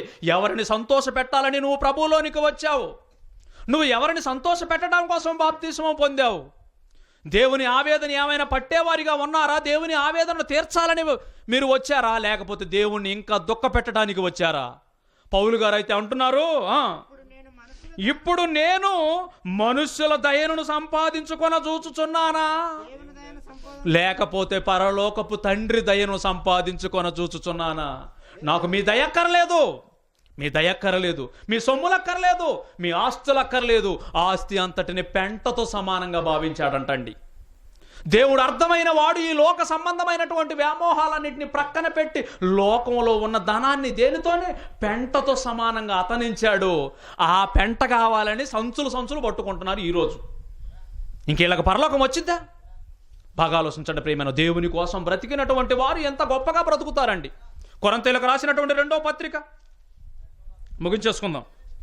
కొరింథీయులకు రాసినటువంటి 2వ పత్రిక 11వ అధ్యాయము 23వ వచనంలో చూడండి ఏమంటున్నాడు. 23వ వచనంలో, వారు క్రీస్తు పరిచారకుల ఆ, వెర్రివాని వలె మాట్లాడుచున్నారు. ఆ, నేనును నేనును మరి ఎక్కువగా క్రీస్తు పరిచారకుడును.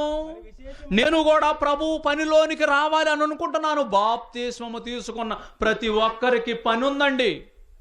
మీ అందరికీ పని ఉంది. దేవుని కోసం మీరు బ్రతకటం ఒక పని, దేవుని వాక్యాన్ని నమ్మటం ఒక పని, ఆ నమ్మిన దానికోసం నిలబడటం ఒక పని, నిలబడిన దానికోసం పోరాడటం ఒక పని. అనేకులకు దేవుని ఏమండి ఒక ప్రమాదం గనక ఉంది అని తెలిస్తే మనం పక్కన వాళ్ళకి చెబుతామా చెప్పమా? చెబుతామండి. మన జీవితాలకు ఒక ప్రమాదం పొంచి ఉంది ప్రియమైన వారలారా.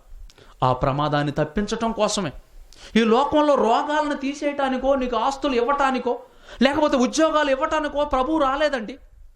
ఒకవేళ ఉద్యోగం వచ్చింది, ఎన్ని రోజులు ఉంటుంది చెప్పు? ఒకవేళ ఉద్యోగం వచ్చిన కొద్ది రోజులు, 60 సంవత్సరాలు 55 సంవత్సరాలు రాగానే నీ వయసు అంతా ఉడికిపోయిన తర్వాత రిటైర్మెంట్ పేరుతో నిన్ను ఆ ఉద్యోగంలోంచి నెట్టివేస్తారు. నీ ఆస్తులు ఈ రోజు వస్తాయి, కానీ రేపు పోవా? ఆరోగ్యం ఈ రోజు వస్తుంది, రేపు పోదా? ఏ రోజో ఒక రోజు ఇవన్నీ పోవాల్సినయా కాదా? కోట్ల రూపాయల ఆస్తి వెనకున్నా కూడా, అందరూ ఉన్నా కూడా ఒంటరిగా వచ్చిన మనం ఒంటరిగా వెళ్ళిపోవాలి ప్రియమైన వారలారా. అశాశ్వతమైన ఈ లోకంలో వీటి కోసం కాదండి మనం పోరాడాల్సింది. నిత్య జీవం అక్కడుంది. పరలోకపు తండ్రి పనిలో ఉన్న వారికి నిత్య జీవం, జీవ కిరీటం ఉంది. ఆ జీవ కిరీటం గురించి ఎవరికి పోరాటం లేదా? పరలోకపు తండ్రి ఆవేదనను పట్టేవారిగా ఉంటే ఆ జీవ కిరీటం ఉంటుంది. ఆ జీవ కిరీటం కోసం పోరాటం మొదలుపెట్టాడండి. నీలాంటి నాలాంటి ఒకప్పుడు అవిశ్వాసంలో ఉండి క్రీస్తును నమ్మి క్రీస్తు యొక్క సేవకుడిగా మారినటువంటి పౌలు గారు ఆయనను నమ్మాడు. అప్పుడు ఎలాంటి శ్రమలు వచ్చాయంటే ఆయన బ్రతుకులో చూడండి. మరి విశేషముగా ప్రయాసపడితిని, మరి అనేక పర్యాయములు శరసాలలో ఉంటిని. ఎందుకు చెరసాలలో ఉన్నాడు ఆయన? క్రీస్తును ప్రకటించినందుకు, క్రీస్తు కోసం బ్రతికినందుకు, క్రీస్తు మాటలను లోకంలో ప్రకటిస్తున్నందుకు చెరసాలలో ఉన్నాడు. ఈరోజు ఎలా ఉంటున్నారు? ఈ లోక సంబంధమైనటువంటి పనులలో వీళ్ళు ఉంటున్నారు ప్రియమైన వారలారా. ఇంకా చదవండి. అపరిమితముగా దెబ్బలు తింటిని, అనేక మారులు ప్రాణాప్రాయములో ఉంటిని, యూదుల చేత 5 మారులు 1 తక్కువ 40 దెబ్బలు తింటిని, 3 బెత్తములతో కొట్టబడి తిని, ఒకసారి రాళ్లతో కొట్టబడి తిని, 3 ఓడ పగిలి శ్రమ పడి తిని. ఇలా ఎన్ని శ్రమలండి, ఎన్నో శ్రమల ప్రియమైన వారలారా. అలాంటి శ్రమలు మనకే వస్తాయి. అంతము వరకు సహించిన వాడికి దేవుని ఆవేదనను అర్థం చేసుకొని దేవుని కోసం బ్రతికిన వాడికి దేవుడిచ్చే నిత్య జీవం ఉంది. అలాంటి నిత్య జీవం ఇక్కడ ఉన్నటువంటి మీ అందరికీ రావాలని మనస్ఫూర్తిగా కోరుకుంటూ మాటలు ముగిస్తాను. కళ్ళు మూసుకోండి, ప్రార్థన చేసుకుందాం. మమ్మల్ని మిక్కిలిగా ప్రేమించినటువంటి మా కన్న తండ్రి, మీ అపారమైన ప్రేమను బట్టి తండ్రి, మీరు మాకు చక్కని వాతావరణాన్ని, అనుకూలమైనటువంటి ఈ పరిస్థితిని తండ్రి మీరు కల్పించి మీ బిడ్డలకు తండ్రి మీ మాటలు వినిపించినందుకు తండ్రి మీ కృతజ్ఞతలు. మీ బిడ్డలైనటువంటి మేము మీ మాటలు విన్నాము తండ్రి. మీ ఆవేదనను తీర్చేటటువంటి భాగ్యం ఇప్పుడు మా చేతుల్లో ఉంది తండ్రి. మా జీవితంలో తండ్రి మీ కోసం బ్రతికి మిమ్మల్ని ఘనపరిచి ఈ లోకంలో తండ్రి ఎన్ని శ్రమలు వచ్చినా, ఎన్ని కష్టాలు వచ్చినా, ఎన్ని ఇబ్బందులు వచ్చినా తండ్రి మిమ్మల్ని విడవక ఎడబాయక తండ్రి మా జీవితాలు మీ అందు పరిశుద్ధంగా కన్నుమూసేటటువంటి భాగ్యాన్ని మాకు దయచేయండి. బిడ్డల తండ్రి మీ మాటలను విని మర్చిపోయి తమ్మును తాము మోసపుచ్చుకొని తండ్రి లోకంలో కలిసిపోయి మీరిచ్చే నిత్యాగ్ని గుండంలోనికి వారు వెళ్ళిపోకుండా తండ్రి కాపాడుకునేటటువంటి మంచి భాగ్యాన్ని వారికి దయచేయండి తండ్రి. ఈ ప్రాంతంలో సేవ చేస్తున్న మీ సేవకులను దీవించండి. ఇక్కడ తలవంచినటువంటి బిడ్డలను దీవించండి. మీకోసం ఫలించలాగిన తండ్రి సహాయాన్ని దయచేయండి తండ్రి.